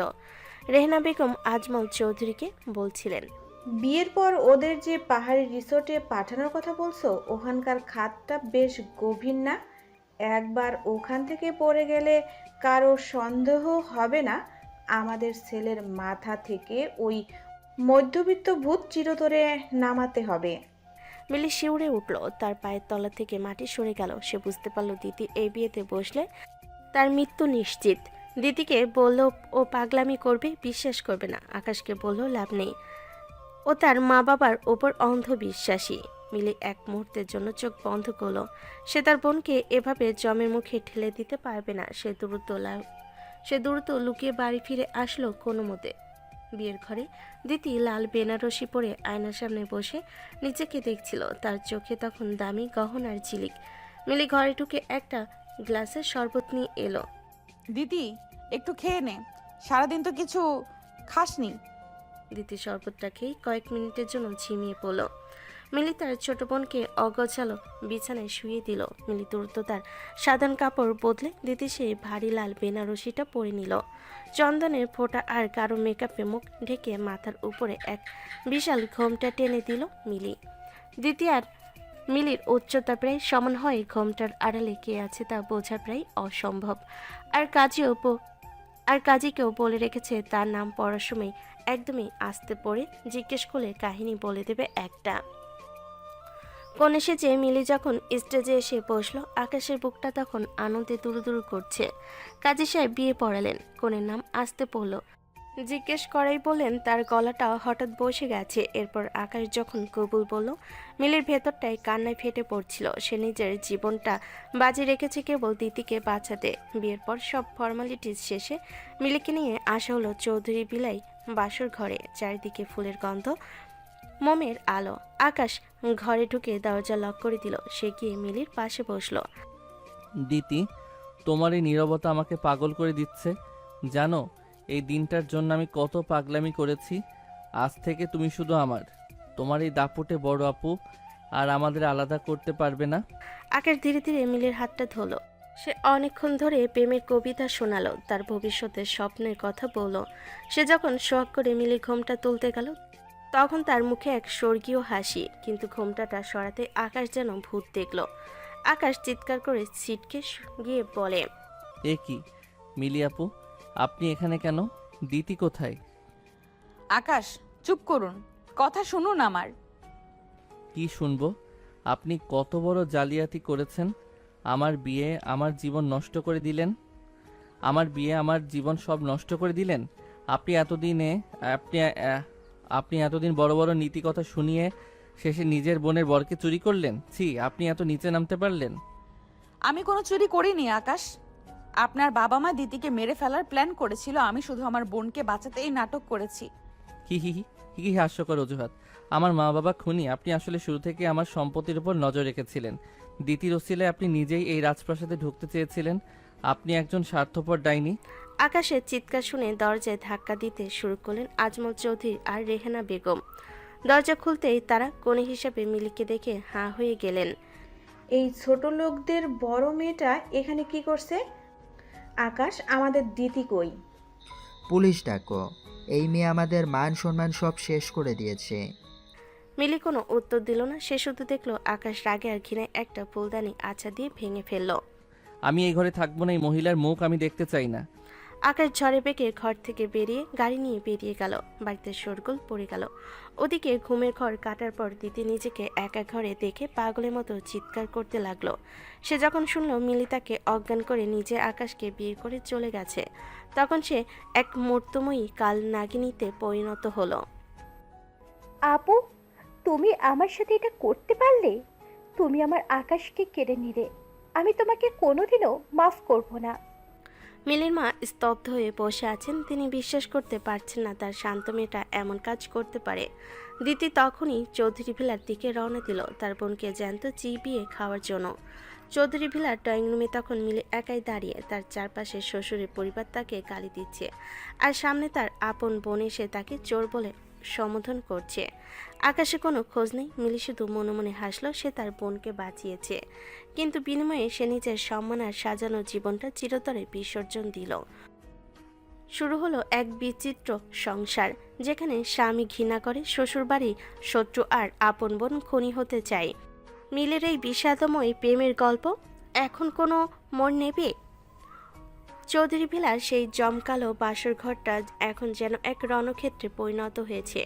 ফুলের সুবাস আর আতরের গন্ধে চাপিয়ে এখন সেখানে ছড়িয়ে পড়েছে ঘৃণা আর চিৎকারের বিষ। দিদি পাগলের মতো ঘরে ঢুকে মিলের ওপর ঝাঁপিয়ে পড়তে চাইল। তার চোখে মুখে এখন কেবল প্রতিহিংসার আগুন। দিদি মিলের গলা চেপে ধরে চিৎকার করতে লাগলো, তুই আমার সাথে এটা করতে পারলি মিলি? তুই আমার আকাশকে, আমার রাজপ্রাসাদকে চুরি করে নিলি। আমি তোকে বিশ্বাস করেছিলাম, আর তুই আমার পিঠে ছুরি মারলি। মিলি নিস্তব্ধ। তার চোখের কোণে জল চিকচিক করছে, কিন্তু সে মুখ খুলল না। রেহনা বেগম আর আজমল চৌধুরী তখন সেখানে হাজির। এই আপদটাকে এখনই বাড়ি থেকে ঘাট ধরে বের করে দাও। দিদি, তুমি চিন্তা করো না, এই বিয়ে আমরা মানি না। এক্ষুনি বেরিয়ে যাও আমাদের বাড়ি থেকে। জালিয়াতি করে চৌধুরী বাড়ির বউ হওয়া যায় না। সবাই মিলে মিলিকে গালাগালি করে ঘর থেকে বের করে দিল। একা দাঁড়িয়ে মিলি হাউমা করে কেঁদে উঠল। সে যাকে বাঁচাতে নিজের জীবন বাজি ধরল, সেই বোনই আজ তাকে ঘর থেকে বের করে দিল। রাত তখন 2টো। মিলি একা বাড়ির বাইরে দাঁড়িয়ে কাঁদছিল। হঠাৎ সেখানে সাইরেন বাজিয়ে পুলিশ হাজির। দিদি নিজেই পুলিশ ডেকেছে। অফিসার, এই মেয়েটা আমাকে নেশাদ্রব্য খাইয়ে অজ্ঞান করে জালিয়াতির মাধ্যমে আমার হবু বরের সাথে বিয়ে করেছে। ওকে অ্যারেস্ট করুন। মিলিকে টেনে হিসেবে থানায় নিয়ে যাওয়া হলো। আকাশ তখন নিজের গাড়িতে বসে দূরে কোথাও মদ খাচ্ছিল। সে অস্থির হয়ে শহর জুড়ে ড্রাইভ করছিল। হঠাৎ তার এক বন্ধু ফোন করে জানায়, আকাশ তোর বড় আপু মনে আকাশ তোর বড় আপু মানে তোর বুকে তো দিতি পুলিশ দিয়েছে। এ কথা শুনে সে অবাক হয়ে যায়। আকাশের মনে প্রচণ্ড রাগ থাকলেও সে একজন মেয়েকে এভাবে হাজতে থাকতে দেখে স্থির থাকতে পারল না। সে ঝড়ের বেগে থানায় পৌঁছালো। অফিসার, ও আমার স্ত্রী, ওকে ছেড়ে দিন। স্ত্রী বললেই হবে? মেয়েটি তো জালিয়াতি করেছে। আর আপনি কে? এত রাতে এখানে হিরো সাজার চেষ্টা করছেন কেন? আমি আকাশ চৌধুরী, চৌধুরী গ্রুপের মালিক। আপনি চৌধুরী গ্রুপের মালিক হলে আমি আমেরিকার প্রেসিডেন্ট। এই সিসকে ছোকরা নাকি কোটিপতি। বের হয় এখান থেকে, না হলে ওকেও ভেতরে ভরবো। আকাশের সাথে পুলিশের তুমুল ঝগড়া হলো। শেষমেশ পুলিশ আকাশকেও ঘাট ধরে হাজতের ভেতর ঢুকিয়ে দিল। অন্ধকার হাজতের এক কোণে মিলি বসে কাঁদছিল। আকাশকে ভেতরে ঢুকতে দেখে সে অবাক। আপনি এখানে কেন? আমি এখানে এসেছি এটা দেখতে যে আপনার মতো সতী লক্ষ্মী বড় আপু হাজতের ভাত কেমন খান। দেখুন, আপনার জন্য আমাকেও জেল খাটতে হচ্ছে। খুশি তো? আমি আপনাকে আসতে বলিনি। দিতির জন্য আমার এই অবস্থা। আর দিতি ও নিজের বোনকে জেলে পাঠালো। দিতি কেন পাঠাবে না? আপনি ওর স্বপ্ন ভেঙেছেন। তবে অফিসারটা তো আমাকে চিনতেই পারলো না। দামি কাপড় আর গাড়ি ছাড়া আমার যে কোনো দাম নেই, আজ বুঝলাম। এরপর সারা রাত তারা হাজতে ঝগড়া করলো। কখনো আকাশ মিলিকে ডাইনি বলে খেপালো, আবার কখনো মিলি আকাশের পিচ্ছি চোখরা ইমেজ নিয়ে বিদ্রুপ করলো। কিন্তু মাঝরাতে যখন মিলি শীতে কাঁপছিল, আকাশ নিজের শেরনির উপরের অংশটা খুলে মিলির গায়ে জড়িয়ে দিল। সেই স্পর্শে মিলি এক মুহূর্তের জন্য থেমে গেল। এক অনিচ্ছাকৃত রোমান্টিক আবেশ তাদের ঘিরে ধরল। সকালবেলা আজমল চৌধুরী তার বিশাল আইনজীবী দল নিয়ে থানায় এলেন। আকাশ আর মিলিকে ছাড়িয়ে নিলেন। গাড়ি পর্যন্ত এসে আজমল চৌধুরী মিলির হাতে একটা কাগজ ধরিয়ে দিলেন। আকাশ আর মিলি আলাদা হয়ে বাড়ি গেল। মিলি বিধ্বস্ত অবস্থায় নিজের বাড়ি ফিরল, কিন্তু বাড়িতে তার জন্য অপেক্ষা করছিল আরও বড় নরক। মিলির মা আর দিতি মিলে তার উপর শারীরিক ও মানসিক অত্যাচার শুরু করলো। দিতি মিলির সব বইপত্র ছিঁড়ে ফেললো, তার জামাকাপড় বাইরে ফেলে দিল। এই নাও ডিভোর্স পেপার, 3 দিনের মধ্যে সই চাই। আকাশ, তুমি এখনই আমাদের সাথে যাবে। আর খবরদার মিলি, এরপর যদি আমার ছেলের আশেপাশে দেখি তবে জেলের ভাত নয়, শ্মশানের ছাই হয়ে ফিরবে। আকাশের কাছে গিয়ে এখন ডিভোর্স পেপারটা দিয়ে আয়। আর মনে রাখিস, আকাশ আমার ছিল আর আমারই থাকবে। আকাশ যখন বাড়িতে নিজের ঘরে বসে জানালার বাইরে তাকিয়েছিল, তার বারবার মিলের সেই অসহায় মুখটা মনে পড়ছিল। সে কি আসলে মিলের আপুকে ঘৃণা করে, নাকি মিলের এই প্রতিবাদী চরিত্র তাকে আকর্ষণ করছে? ওদিকে দিতি মনে মনে নতুন এক ফোন দিয়ে আটছে। সে ভাবছে আকাশ আর মিলিকে একান্তে ডেকে নিয়ে মিলিকে কোনোভাবে ব্যভিচারের দায়ে ফাঁসিয়ে দেবে, যাতে আকাশ চিরতরে মিলিকে ঘৃণা করে। বৃষ্টির ঝাপটা তখন চৌধুরী প্লাই কাছের জানালায় আশ্রে পড়ছে। আকাশের মনে ভেতরটা তখন বাইরের আবহাওয়াকেও হার মানিয়েছে। মিলি যখন নিজের বাড়ি থেকে প্রায় অর্ধমিত অবস্থায় চৌধুরী প্লাই ফিরে এলো, তখন তার শরীরে আর কোনো শক্তি অবশিষ্ট ছিল না। দিতি আর তার মায়ের সেই গালাগাল আর চুলের মুঠি ধরে ঘর থেকে বের করে দেওয়ার দৃশ্যটা বারবার তার চোখের সামনে ভাসছে। আকাশ ড্রয়িং রুমে বসে ল্যাপটপে কাজ করছিল। মিলি টলতে টলতে ভেতরে ঢুকে ধপাস করে সোফায় পড়ে গেল। আকাশ ল্যাপটপ থেকে চোখ না সরিয়ে কঠিন গলায় বলল, আবার এখানে কেন? ডিভোর্স পেপারে সই করেছেন তো? নাকি চৌধুরী বাড়ির এসির বাতাস খাওয়ার লোভটা এখনো সামলাতে পারছেন না? মিলি কোনো উত্তর দিল না। তার নিঃশ্বাস ভারী হয়ে আসছে। আকাশ বিরক্ত হয়ে তাকাতে দেখলো মিলির গালটা লাল হয়ে ফুলে আছে আর হাতের কবজিতে নখের আঁচড়। আকাশ ঝটকা দিয়ে উঠে এলো। এ কি, এসব কি? মায়ের দাগ দিতি আর তার মা করেছে? না, দিতি তো এমন করতে পারে না। নিশ্চয়ই মিলি কোনো নাটক করেছে, কিন্তু এই চোটগুলো তো মিথ্যে নয়। মিলি পড়ে যেতে নিচ্ছিল, মাথা ঘুরে। আকাশ মিলিকে কিছু না বলে এক প্রকার অবহেলা আর বিরক্তি নিয়ে পাজাকোলা করে তুলে উপরে নিয়ে গেল। সে মিলিকে তার ঘরে শুয়ে দিল, কিন্তু সে মিলির সেবা করছে এমনটা কাউকে বুঝতে দিল না। বাড়ির চাকরদের ছুটি দিয়ে সে নিজে গরম জল আর ব্যান্ডেজ নিয়ে বসলো। রাত গভীর হচ্ছে, মিলির জ্বর ক্রমশ বাড়ছে। দিদি দিদি যাস না, ওরা তোকে মেরে ফেলবে। আর আমাকে মারিস না, হার মারিস না। আমি তোর ক্ষতি করিনি, তোকে বাঁচিয়েছি। ঘোরের মধ্যে মিলি বিড়বিড় করছে। আকাশ মিলির কপালে জলপট্টি দিতে দিতে থমকে গেল। আপনি কি আসলেও পাগল নাকি বিশাল বড় অভিনেত্রী মিলি আপু? দিতি তো আপনার জন্য কাঁদছে, আর আপনি বলছেন ও আপনাকে মেরে ফেলবে। মিলি কিছু বলল না। সেবা করতে গিয়ে আকাশ বারবার মিলির শরীরে খুব কাছে চলে আসছে। মিলির ভেজা চুল আর জ্বরের রাঙ্গা হয়ে ওঠা ঠোঁটগুলো আকাশের পুরুষকে বারবার নাড়া দিচ্ছে। আকাশ নিজেকে বোঝানোর চেষ্টা করছে যে সে কেবল দিতিকে ভালোবাসে, কিন্তু মিলির এই অবদ্ধ রূপ তাকে সম্মোহন করছে। হঠাৎ মিলি জ্বরের ঘরে আকাশের হাতটা শক্ত করে ধরল এবং তাকে নিজের দিকে টেনে নিল। আকাশের সংযমে বাদ যেন মুহূর্তে ভেঙে চুরমার হয়ে গেল। এই মেয়েটা সে ঘৃণা করে, এই মেয়েটা তার জীবন নষ্ট করেছে। সব যুক্তি তখন ফিকে হয়ে এলো শরীরের আদিম আহ্বানের কাছে। আকাশের ওষ্ঠ আজ মিলির জ্বরে তপ্ত অধরে আশ্রয় নিল। ঘরের বাতিগুলো নিভিয়ে দেওয়া হয়েছিল আগেই, কেবল জানালার ফাঁক দিয়ে আসা বিদ্যুতের চমক ঘরটাকে ক্ষণে ক্ষণে আলোকিত করছে। আকাশ মিলির শাড়ির বাঁধন আলগা করতে এক নিষিদ্ধ শিহরণ খেলে গেল দুজনের শরীরে। মিলি ঘরের মধ্যে আকাশকে আঁকড়ে ধরল। আকাশের পেশিবহুল শরীর আর মিলির নমনীয়তা মিলেমিশে একাকার হয়ে গেল। সেই রাতে ঘৃণার বদলে কামনার আগুন দাউ দাউ করে জ্বলে উঠল। অন্ধকার ঘরের প্রতিটি কোণ সাক্ষী হয়ে রইল এক অসমাপ্ত সম্পর্কের চরম শারীরিক মিলনের।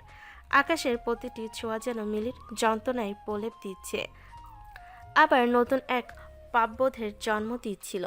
ভোরবেলা যখন আলো ফুটল, আকাশ নিজেকে মিলির পাশে আবিষ্কার করলো। তার সারা শরীর ঘামে ভেজা, আর পাশে মিলি তখনও ঘুমে আচ্ছন্ন। আকাশের নিজেকে খুব অপরাধী মনে হতে লাগলো। সে দ্রুত নিজের জামাকাপড় পরে ঘর থেকে বেরিয়ে গেল। আকাশ আয়নার সামনে দাঁড়িয়ে নিজের চুল টেনে বলে, ধিক্কার আমাকে, যে মেয়েটাকে আমি ঘৃণা করি তার সাথে আমি এই কাজ করলাম। দিতি জানলে কি ভাববে? না, এটা কেবল একটা দুর্ঘটনা ছিল। মিলি আমাকে জাদুকরি কিছু করেছে। আকাশ নিচে নেমে আসতে দেখলো দিতি ড্রয়িং রুমে বসে আছে। দিতি আকাশের কাছে এসে ন্যাকামি করে বলল, আকাশ, মিলি আপু নিশ্চয়ই কাল রাতে তোমাকে বিরক্ত করেছে। ও অনেক তেদর, তুমি ওর কথা একদম বিশ্বাস করবে না। আকাশের মাথায় তখন গত রাতে মিলির সাথে কাটানো মুহূর্তগুলো ঘটছে। সে দিদির দিকে তাকালো, মনে মনে খুব অস্থির। দিতি, আমি এখন বুঝতে পারছি না কি করা উচিত। মিলি অসুস্থ, ওকে এখন ঘর থেকে বের করা যাবে না, তবে আমি ওকে ডিভোর্স দেওয়ার চেষ্টা করছি। দিতি মনে মনে হাসলো। সে ভাবলো আকাশ তার হাতের মুঠোয়, কিন্তু সে জানতো না আকাশ আর মিলির মধ্যে গত রাতে এমন এক ঘটনা ঘটে গেছে যা তাদের চিরতরের জন্য এক গোপন সুতোই বেঁধে ফেলেছে। দিতি দেখলো আকাশ মিলির প্রতি একটু হলো নমনীয়। সে রেহেনা বেগমের সাথে মিলে নতুন প্ল্যান কষলো। সে ভাবলো মিলিকে এভাবে সবার সামনে লজ্জিত করবে যে আকাশ তাকে ঘৃণা করতে বাধ্য হবে। মিলি আপু, তুমি আমার বরকে কেড়ে নিয়েছো। এবার তোমার ইজ্জত আমি ধুলোয় মিশিয়ে দেব। আকাশ চৌধুরী কেবল আমারই হবে। মিলি সকালে ঘুম থেকে উঠে নিজের অবস্থা দেখে স্তম্ভিত হয়ে গেল। তার দু চোখ বেয়ে জল গড়িয়ে পড়ছে। সে বুঝতে পারল আকাশ তাকে বাঁচালো, তার সম্মানটা কেড়ে নিয়েছে। শহরের এক নিস্তব্ধ বারে বসে আছে আকাশ। সামনে রাখা গ্লাসটা বারবার ভরে উঠছে আর খালি হচ্ছে। আকাশের চোখগুলো লাল, শার্টের হাতা গোটানো, তার চারপাশটা ধোঁয়ায় আচ্ছন্ন। পাশে বসা সজল আর রাব্বি আকাশের এই অবস্থা দেখে শিউরে উঠছে। যে ছেলেটা এক সপ্তাহ আগেও খুশিতে নেচে বেড়াতো, সে আজ বিষাদের প্রতিমূর্তি। আকাশ এক চুমুকে গ্লাসটা শেষ করে টেবিলে সজল রাখলো। তার চোখে জল টলমলো করছে। ভাই, আমার জীবনটা কেন এমন হয়ে গেল? যাকে ভালোবাসলাম সে আজ আমার পর হয়ে গেল, আর যাকে ঘৃণা করতাম সে আজ আমার বিছানায়। দিতি আমাকে ঘৃণা করছে, আর মিলি আপু, উনি কেন আমার সাথে এমন জালিয়াতি করলো? সজল আকাশের কাঁধে হাত রাখলো। এবার আর হাসি ঠাট্টা নয়, সজলের গলায় এক গভীর গাম্ভীর্য। আকাশ, তুই কি আসলে বন্ধ? আমরা মিলি আপুকে অনেকদিন ধরে চিনি, কলেজের সেরা স্টুডেন্ট। আত্মসম্মান যে একটা ইঞ্চি ছাড়া দেয় না।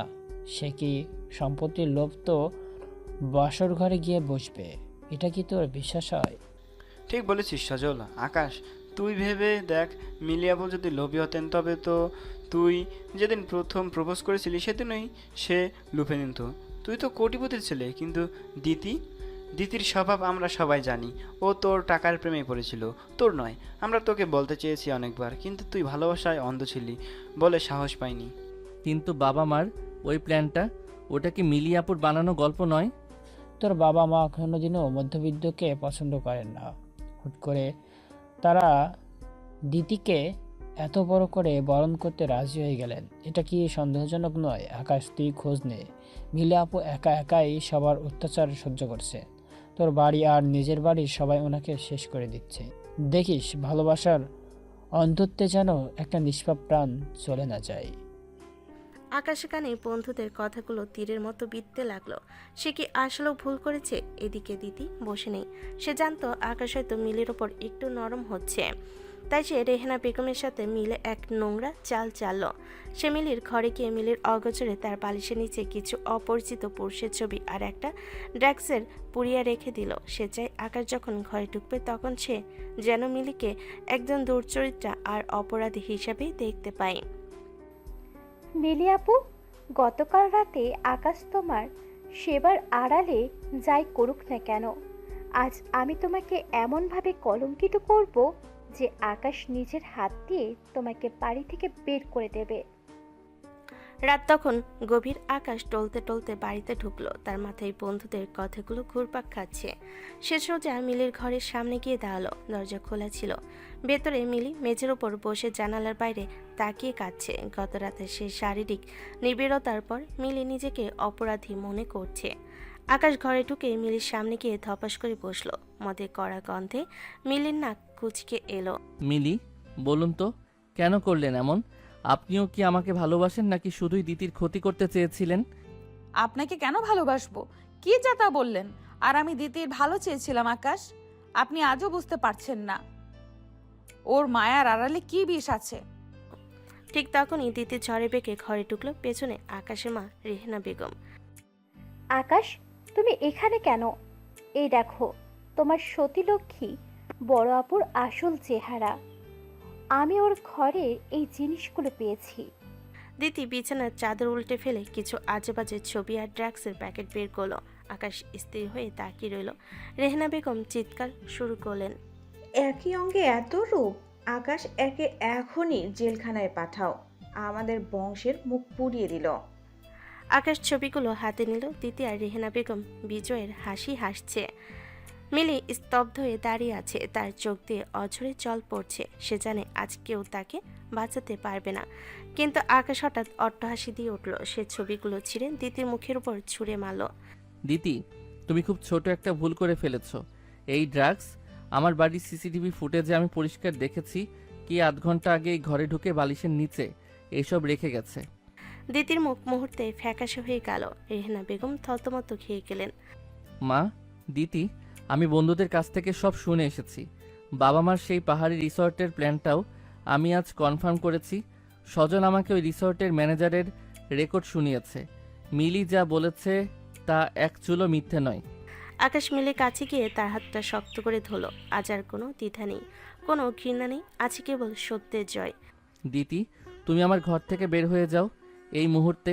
আর মা, তোমরা যদি মিলিকে মেনে না নাও তবে আমি আজই এই বাড়ির ওয়ারিশ ছেড়ে মিলিকে নিয়ে রাস্তায় নামবো। আমি ভুল মেয়েকে ভালোবেসেছি। আসল হীরা হচ্ছে মিলি। মিলি অবাক হয়ে আকাশের দিকে তাকিয়ে রইল। যে ছেলেটাকে সে অপরাধী ভেবেছিল, আজ সে আকাশ তার জন্য নিজের পৃথিবীর বিরুদ্ধে লড়ছে। মিলির মনে হলো দীর্ঘ এক ঝড়ের পর আজ যেন নীল আকাশে রামধনু উঠেছে। দিতি ধরা পড়া চোরের মতো চলে গেল ঠিকই। আকাশে সেই রুদ্রমূর্তির পর চৌধুরী ভিলায় কয়েকদিন এক বিচিত্র শান্তি বিরাজ করছিল। কিন্তু এই শান্তি ছিল ঝড়ের আগের স্তব্ধতা। দিতি আর অপমানে প্রতিশোধ নিতে মরিয়া, আর রেহেনা বেগম নিজের হারানো আধিপত্য ফিরে পেতে ছটফট করছে। অন্যদিকে আকাশ আর মিলের সম্পর্কের সমীকরণ এক অদ্ভুত মোড় নিয়েছে। ঘৃণা আছে, কিন্তু তার উপর এখন জমা হয়েছে এক অদৃশ্য টানের কুয়াশা। দিতি তার নিজের বাড়িতে ফিরে গেলেও সে শান্ত হয়নি। সে জানত আকাশের বাবা মা এখনও মিলিকে সহ্য করতে পারছে না। সে রেহেনা বেগমের সাথে গোপনে যোগাযোগ করে এক নতুন পরিকল্পনা করল। দিতি রেহেনা বেগমকে ফোনে করে। খালাম্মা, আকাশ এখন মিলির মায়ায় অন্ধ। আমাদের এবার সরাসরি মিলির উপর আঘাত করলেই চলবে না। আমাদের এমন কিছু করতে হবে যাতে মিলির কারণে আকাশের ব্যবসার বড় কোনো ক্ষতি হয়। আকাশ তার কেরিয়ার আর প্রপার্টি খুব ভালোবাসে, ওটাই ওর দুর্বলতা। তারা ঠিক করলো আকাশের অফিসের অত্যন্ত গোপনীয় কিছু ফাইল মিলির হাত দিয়ে পাচার করার নাটক সাজাবে, যাতে আকাশের মনে হয় দিতিকে ঠকানোর সাথে সাথে মিলি আসলে অন্য কোনো কোম্পানির স্পাই হয়ে এই বাড়িতে ঢুকেছে। এদিকে চৌধুরী ভিলায় মিলির দিনকাল এখন একটু ভিন্ন। সে নিজেকে রান্নাবান্নার কাজে ব্যস্ত রাখে যাতে কারোর সাথে বেশি কথা বলতে না হয়। একদিন দুপুরে মিলি রান্নাঘরে খিচুড়ি আর ইলিশ মাছ ভাজছিল। হঠাৎ আকাশ টি শার্ট আর হাফ প্যান্ট পরে রান্নাঘরে ঢুকলো। উফ, কিসের গন্ধ এটা? আপনি কি পুরো বাড়ি পুড়িয়ে ফেলার প্ল্যান করেছেন নাকি মিলি? মিলি খুন্তি নাড়তে নাড়তে বলল, আপনার দামি রেস্টুরেন্টের খাবারের চেয়ে ওই পোড়া গন্ধ অনেক ভালো। আর আপনি এখানে কেন? যান গিয়ে নিজের ভিডিও গেম খেলুন গে। আকাশ কাছে এসে উকি দিয়ে বলে, আমাকে কি আপনার ওই পিচ্চি ছোকরা মনে হয় এখনো? আমি বাড়ির মালিক, আমি যেখানে খুশি যাব। দিন তো, একটু চেখে দেখি লবণ ঠিক আছে কিনা। আকাশ চামচ নিতে গিয়ে মিলির হাতের সাথে ধাক্কা খেল। মিলি এক লহমায় সরে দাঁড়ালো। দুজনের চোখে চোখ পড়তে সময় যেন থেমে গেল। সেই গত রাতের স্মৃতিটা দুজনের মনে বিদ্যুতের মতো খেলে গেল। লবণ ঠিক আছে, আপনি যান তো এখান থেকে। কাজের মাঝে বিরক্ত করবেন না। বিরক্ত? আমি তো জাস্ট হেল্প করতে এসেছিলাম। আপনি আসলেও এক নাম্বার ঝগড়ুটে বড় আপু। আকাশ হাসতে হাসতে বেরিয়ে গেল, কিন্তু মিলির বুকের ভেতর তখন তোলপাড় শুরু হয়েছে। সে ভাবল, এই ছেলেটার কাছে আসাতে এমন লাগলো কেন? আমি তবে এই ছেলেটার প্রেমে পড়েছি? না, এটা অসম্ভব। আমি তো ওকে ঘৃণা করি। সেদিন রাতে হঠাৎ করেই শহরে প্রচণ্ড কালবৈশাখী ঝড় শুরু হলো। আকাশের ঘরের জানালাগুলো সজোরে আছড়ে পড়ছিল। মিলি ভয় পেয়ে আকাশের ঘরের দিকে দৌড়ে গেল।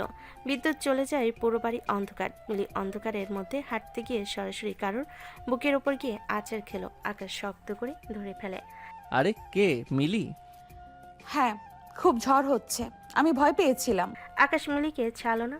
অন্ধকারের মাঝে ঝড়ের শব্দ আর দুজনের নিঃশ্বাস একাকার হয়ে গেল। আকাশ মিলিকে দেওয়ালের সাথে চেপে ধরলো। মিলির ভেজা চুলের ঘ্রাণ তাকে পাগল করে দিচ্ছে। আপনি সবসময় এত শক্ত থাকেন কেন মিলি? কখনো কি নিজের মনটাকে একটু আলগা করতে পারেন না? আকাশ ছাড়ুন আমাকে, কেউ দেখে ফেলবে। আকাশ মিলির কানে কাছে ফিস ফিস করে বলল, বাড়িতে কেউ নেই মা বাবা ছাড়া, আর তারাও এখন ঘুমাচ্ছেন। আপনার এই ভয়টা আমার খুব ভালো লাগছে। ধীরে ধীরে মিলির অধরে ঝুঁকে এলো।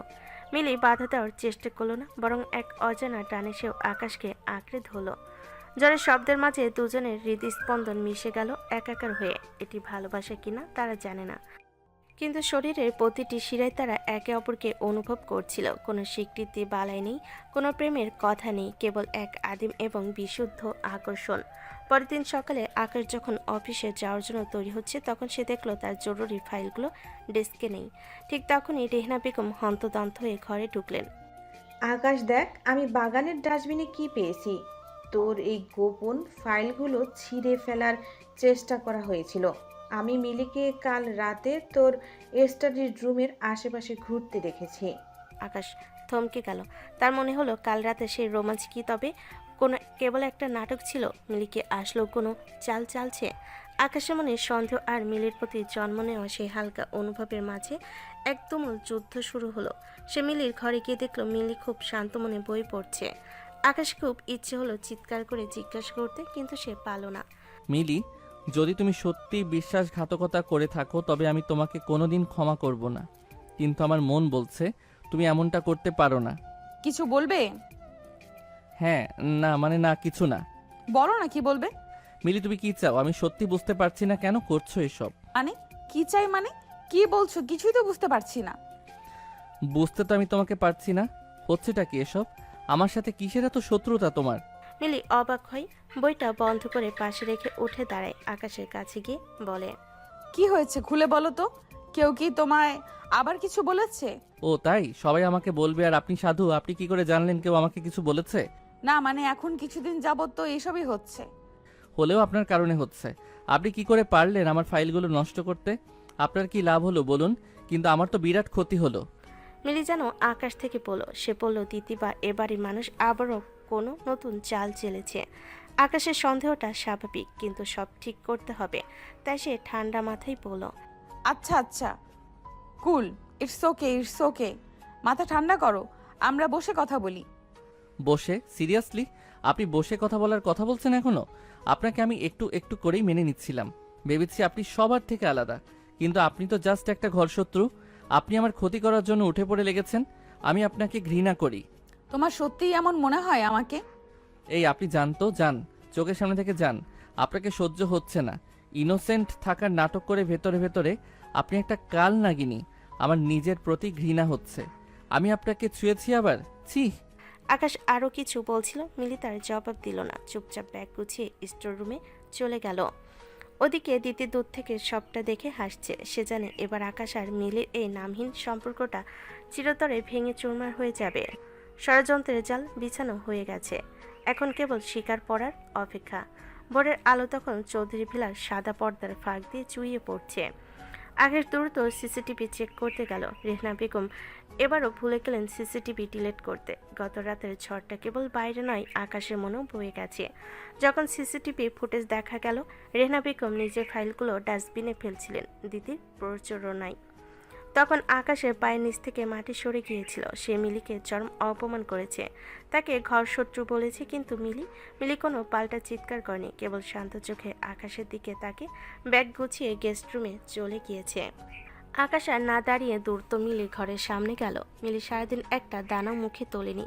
আকাশ বারবার দরজায় কড়া নেড়েছে, কিন্তু ওপাশ থেকে কোনো সারা শব্দ নেই। মিলির এই নিস্তব্ধতা আকাশকে যেন চাবুকের মতো মারছে। সে বুঝতে পারছে স্রেফ একটা সরি দিয়ে এই পাহাড় সমান অভিমান ভাঙানো সম্ভব নয়। আকাশ সেখান থেকে চলে এলো, পুলিশ স্টেশনে কল দিল। সে জানে আর বসে থাকলে চলবে না, এবার কোনো সিদ্ধান্ত তাকে নিতে হবে। কিছুক্ষণ পর পুলিশ এসে দিতিকে নিয়ে যায়। সকাল থেকে দিতি জেলে, জালিয়াতি আর চুরির দায়ে আকাশ তাকে নিজেই পুলিশের সোপর্দ করেছে। দিতির আস্ফলন এখন হাজতের চার দেওয়ালে বন্দি, কিন্তু আকাশের শান্তি নেই। সে তার বন্ধুদের ফোন করলো। ভাই, ও তো কথা বলছে না, কি করব? আবে শালা, মেয়েদের ইগোতে আঘাত করছিস, এবার একটু স্পেশাল কিছু কর। ক্যালেন্ড লাইট ডিনার সেট কর, তোর রোমান্টিক বুদ্ধি তো কম না। রাত 9টা। আকাশের ঘরের বড় বারান্দাটা এখন মায়াবী আলোয় সাজানো, চারিদিকে সুগন্ধি মোমবাতি জ্বলছে। টেবিলে মিলির প্রিয় সব খাবার। আকাশ অনেক কষ্টে মিলিকে জোর করে ধরে নিয়ে এলো বারান্দায়। এসব সস্তা নাটক করার মানে কি আকাশ? আপনি তো আমাকে অবিশ্বাস করেছিলেন। আপনার চোখে আমি ছিচকে চড়ছিলাম। মিলি, প্লিজ, মানুষের ভুল হয়। আমি মা আর দিতির কথায় বিভ্রান্ত হয়েছিলাম। আমি হাত জোর করে ক্ষমা চাচ্ছি। এই যে দেখুন, কান ধরছি। আকাশ নিজের কান ধরে পিচ্ছি ছেলেদের মতো ভঙ্গি করলো, কিন্তু মিলির রাগ কমলো না। সে উঠে চলে যেতে চাইল। আকাশ দ্রুত গিয়ে মিলির পথ আগলে দাঁড়ালো। সরুন, আপনার স্পর্শ আমার এখন বিষ লাগছে। আপনি আমাকে স্রেফ একটা খেলনা ভাবেন, তাই না? যখন খুশি আদর করবেন আর যখন খুশি অপমান করবেন। আমি কোনোদিন আপনাকে খেলনা ভাবিনি। আমি জানি না আমি কি ভাবি, কিন্তু আপনাকে ছাড়া আমার দম বন্ধ হয়ে আসে। মিলি আকাশকে ধাক্কা দিয়ে সরাতে চাইল। শুরু হলো দুজনের তুমুল ঝগড়া। মিলি চিৎকার করছিল আর আকাশ তাকে শান্ত করার চেষ্টা করছিল। ঝগড়া করতে করতে মিলি হঠাৎ ফুপিয়ে কেঁদে উঠল। আকাশ আর নিজেকে ধরে রাখতে পারল না। সে সজোরে মিলিকে নিজের বুকের সাথে চেপে ধরল। মিলি আকাশের বুকে হাত দিয়ে ঠেলছিল, কিন্তু সেই প্রতিবাদে জোর ছিল না। আকাশের ঠোঁট যখন মিলির কপালে আর চোখে ভালোবাসার প্রলেপ দিচ্ছিল, তখন মিলির সব অভিযোগ যেন ধুলোয় মিশে গেল। আকাশ মিলিকে পাজাগোলা করে তুলে বিছানায় নিয়ে এলো। ঘরে মোমবাতিগুলো তখন নিভে এসেছে, কেবল চাঁদের আলো ঘরে মেঝেতে লুটিয়ে পড়েছে। আকাশ মিলির শাড়ির আঁচল সরিয়ে দিতে মিলি এক লহমায় কেঁপে উঠল। এটি কি ঘৃণা না ভালোবাসা মিলি জানে না, কিন্তু আকাশের প্রতিটি ছোঁয়া তাকে এক অজানা নেশায় ডুবিয়ে দিচ্ছে। আকাশ মিলির ঘাড়ের কাছে মুখ নিতেই মিলি আবেশে চোখ বন্ধ করল। শরীরে প্রতিটি রোমকূপ তখন আদিম উত্তেজনায় কাঁপছে। ঘৃণা আর অবিশ্বাসের দেওয়াল চুরমার করে দিয়ে আকাশ মিলির নমনীয় শরীরের নিজের অধিকার কায়েম করল। মিলির অবাধ্য নিঃশ্বাস আর আকাশের পুরুষালী গাম্ভীর্য মিলেমিশে একাকার হয়ে গেল। সে রাতে তারা কেউ কাউকে কথা দিল না, কিন্তু তাদের শরীর একে অপরের সাথে নীল হয়ে গেল। প্রতিটি সোহাগে যেন আকাশ তার ভুলের প্রায়শ্চিত্ত করছিল, আর মিলি তার সব অভিমান বিসর্জন দিচ্ছিল। আকাশের উষ্ণতায় বিছানের চাদর যখন কুঁচকে যাচ্ছিল, তখন তারা পৃথিবীর সব ষড়যন্ত্র ভুলে কেবল একে অপরের অস্তিত্বে বোধ হয়ে রইল। পরদিন সকালে যখন রোদের আলো মিলির চোখে পড়ল, সে দেখল আকাশ তার দিকে এক দৃষ্টিতে তাকিয়ে আছে। মিলি দ্রুত চাদর দিয়ে নিজেকে ঢেকে নিল। সুপ্রভাত, আমার রাগী বউ। কাল যা হয়েছে তা আমি ভুলে যেতে চাই। আমি এখনো আপনাকে ক্ষমা করিনি। ও আচ্ছা, ক্ষমা করেননি বলেই বুঝি কাল রাতে আমাকে ওভাবে জড়িয়ে ধরেছিলেন? মিলি একটা বালিশ তুলে আকাশের দিকে ছুঁড়ে মারল। আকাশ হাসতে হাসতে বাথরুমে ঢুকে গেল। মিলি আয়নার সামনে দাঁড়িয়ে নিজের ঠোঁটে আঙ্গুল ছোয়ালো। তার ঠোঁটের কোণে এক চিলতে হাসি ফুটে উঠল, যা সে আকাশের সামনে স্বীকার করতে রাজি নয়।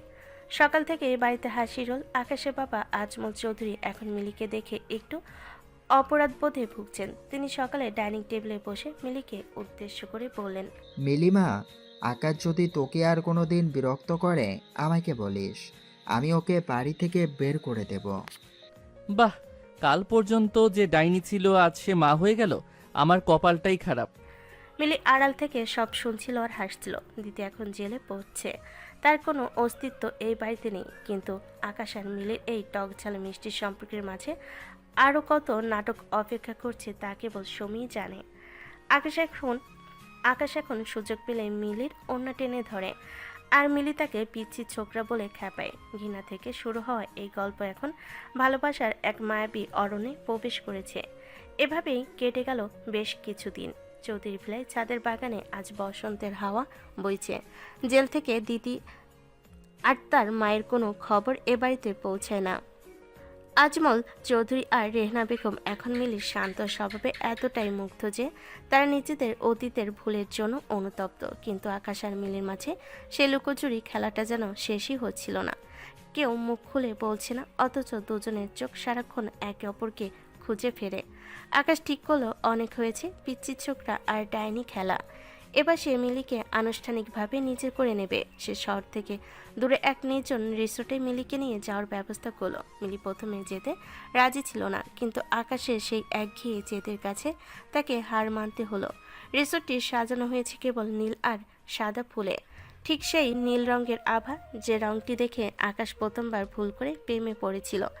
আজ মিলিকেও সেই নীল রঙের একটি দামি শিপন শাড়ি উপহার দিয়েছে আকাশ, সাথে একটা চিরকুট। আজকের রাতটা কেবল আমাদের কোনো ভুল বোঝাবুঝি নয়। রাতে ডিনার শেষে তারা সমুদ্রের পাড়ে এসে বসলো। ঢেউর শব্দ আর চাঁদের আলো এক মায়াবী পরিবেশ তৈরি করছে। মিলি আকাশের থেকে একটু দূরে দাঁড়িয়ে ঢেউ দেখছিল। আকাশ পেছন থেকে এসে মিলির কোমরে হাত রাখলো। মিলি শিউরে উঠলো, এবার সরে গেল না। মিলি, আজ আর কোনো ঝগড়া নয়। আমি জানি আমি অনেক ভুল করেছি, আপনাকে পিচ্ছি ছোকরার মতো বিরক্ত করেছি, আবার কখনো প্রচণ্ড অপমান করেছি। কিন্তু বিশ্বাস করুন, ওই প্রথম দিন থেকে আপনার ওই ব্যক্তিত্ব আমাকে চুম্বকের মতো টেনেছে। আপনি তো দিদিকে ভালোবাসতেন আকাশ। আমার সাথে যা হয়েছে তা তো কেবল পরিস্থিতির চাপে। না মিলি, দিতি ছিল একটা মোহ, একটা ভুল রঙের আকর্ষণ। কিন্তু আপনি হলেন আমার জীবনের ধ্রুবতারা। আপনাকে ঘৃণা করতে গিয়ে আমি যে কখন আপনার প্রেমে পড়ে গেছি আমি নিজেও জানি না। কাল রাতে যখন আপনি আমার বাহুবন্দী ছিলেন তখন আমার মনে হচ্ছিল আমি যদি ওই মুহূর্তেই মারা যাই তবে আমার কোনো আক্ষেপ থাকবে না। মিলি এবার ঘুরে দাঁড়ালো। আকাশের চোখে আজ কোনো চপলতা নেই, আছে এক গভীর আর খাঁটি ভালোবাসা। আপনি জানেন আকাশ, আমি আপনাকে প্রথম যেদিন ওই রাস্তার মোড়ে ফুল হাতে বসে থাকতে দেখেছিলাম, সেদিনই আমার মনে হয়েছে নিশুতি রাত ও মান অভিমানের অবসান। ইস, এই পাগল ছেলেটা যদি আমার জন্য আসতো। কিন্তু আমি বড় বোন, দায়িত্বের চাপে নিজের মনকে পাথর দিয়ে রেখেছিলাম। আমি আপনাকে ঘৃণা করার নাটক করেছি কেবল নিজেকে বাঁচাতে। কি বলেন? হ্যাঁ, এটাই সত্যি। আকাশ মিলির গাল দুটো নিজের হাতের আজলাই নিল, তার আঙ্গুলগুলো মিলির চোখে জল মুছে দিল। তবে আজ সব আড়াল সরিয়ে দিয়ে একবার কি বলা যায় না, আমি আকাশ চৌধুরী, আপনার সেই জুনিয়র ছোকরা। আপনাকে পাগলের মতো ভালোবাসি মিলি। আপনি কি আমায় সারা জীবনের জন্য গ্রহণ করবেন? মিলি হাসলো, তার চোখে আনন্দের অশ্রু। সে আকাশের বুকে মুখ লুকিয়ে ফিসফিস করে বলল, আমিও আপনাকে ভালোবাসি আকাশ, অনেক আগে থেকেই বাসি। আপনি আমার সেই আকাশ যে আমার অন্ধকার জীবনে নীল রঙের আনন্দ দিয়ে এসেছে। আকাশ মিলিকে পাজাকোলা করে তুলে নিল। সমুদ্রের ঢেউগুলো যেন তাদের এই মিলনকে স্বাগত জানিয়ে আরও জোরে গর্জন করে উঠল। রিসোর্টের সেই নির্জন ঘরে আজ আর কোনো অনিচ্ছাকৃত ব্যাপার ছিল না। আজ যা ছিল তা হলো দুজনের সম্মতিতে এক দীর্ঘ প্রতীক্ষিত প্রেমের পূর্ণতা। আকাশ মিলিকে বিছানায় শুয়ে দিয়ে তার কপালে এক দীর্ঘ চুম্বন এঁকে দিল। মিলির শাড়ির আঁচল আজ স্বেচ্ছায় লুটিয়ে পড়ল মেঝের ধুলোয়। অন্ধকার ঘরে নিস্তব্ধতা ভেঙে আজ কেবল দুজনে নিবিড় নিঃশ্বাসের শব্দ আর ভালোবাসার গুঞ্জনে শোনা যাচ্ছিল। সারা রাত তারা একে অপরের মাঝে হারিয়ে রইল। অতীতের সব গ্লানি আর অবিশ্বাসের ছাই উড়িয়ে তারা গড়ল এক নতুন পৃথিবী। সকালে যখন তারা হাত ধরাধরি করে চৌধুরী ভিলায় ফিরল, সবাই বুঝে গেল ঝড়ের সমাপ্তি হয়েছে। মিলি এখন আর কেবল এবাড়ির জালিয়াতি করা বউ নয়, সে এখন এবাড়ির প্রাণ। মা দেখো, তোমার বড় ছেলের জন্য কড়া 1 কাপ চা বানাতে বলো বড় বউকে। আমি এখন থেকে কেবল ওর হাতের চাই খাবো। মিলি মুচকি হেসে আকাশের দিকে তাকালো। সে চোখে আর রাগ নেই, আছে কেবল মায়া। আকাশ তার পিছু রান্নাঘরে গিয়ে আবার সেই দুষ্টামি শুরু করলো। ওন্না টেনে ধরা আর কানের কাছে আই লাভ ইউ বলা। আরে সরুন তো, পিচ্চি ছোকরা একটা। হ্যাঁ, আপনার এই পিচ্চি ছোকরাটাই আপনার বর, এখন সহ্য করতেই হবে। ঘৃণা থেকে শুরু হওয়া এক অসামর্থ্য সম্পর্কের গল্প আজ পূর্ণতায় এসে পৌঁছালো। আকাশ আর মিলির এই টকঝাল মিষ্টি প্রেম এখন চৌধুরী ভিলার প্রতিটি কোণে আনন্দের সুর হয়ে বাজে। নীল আকাশের নিচে মিলি আর আকাশের এই সংসার এখন এক রূপকথার চেয়েও সুন্দর।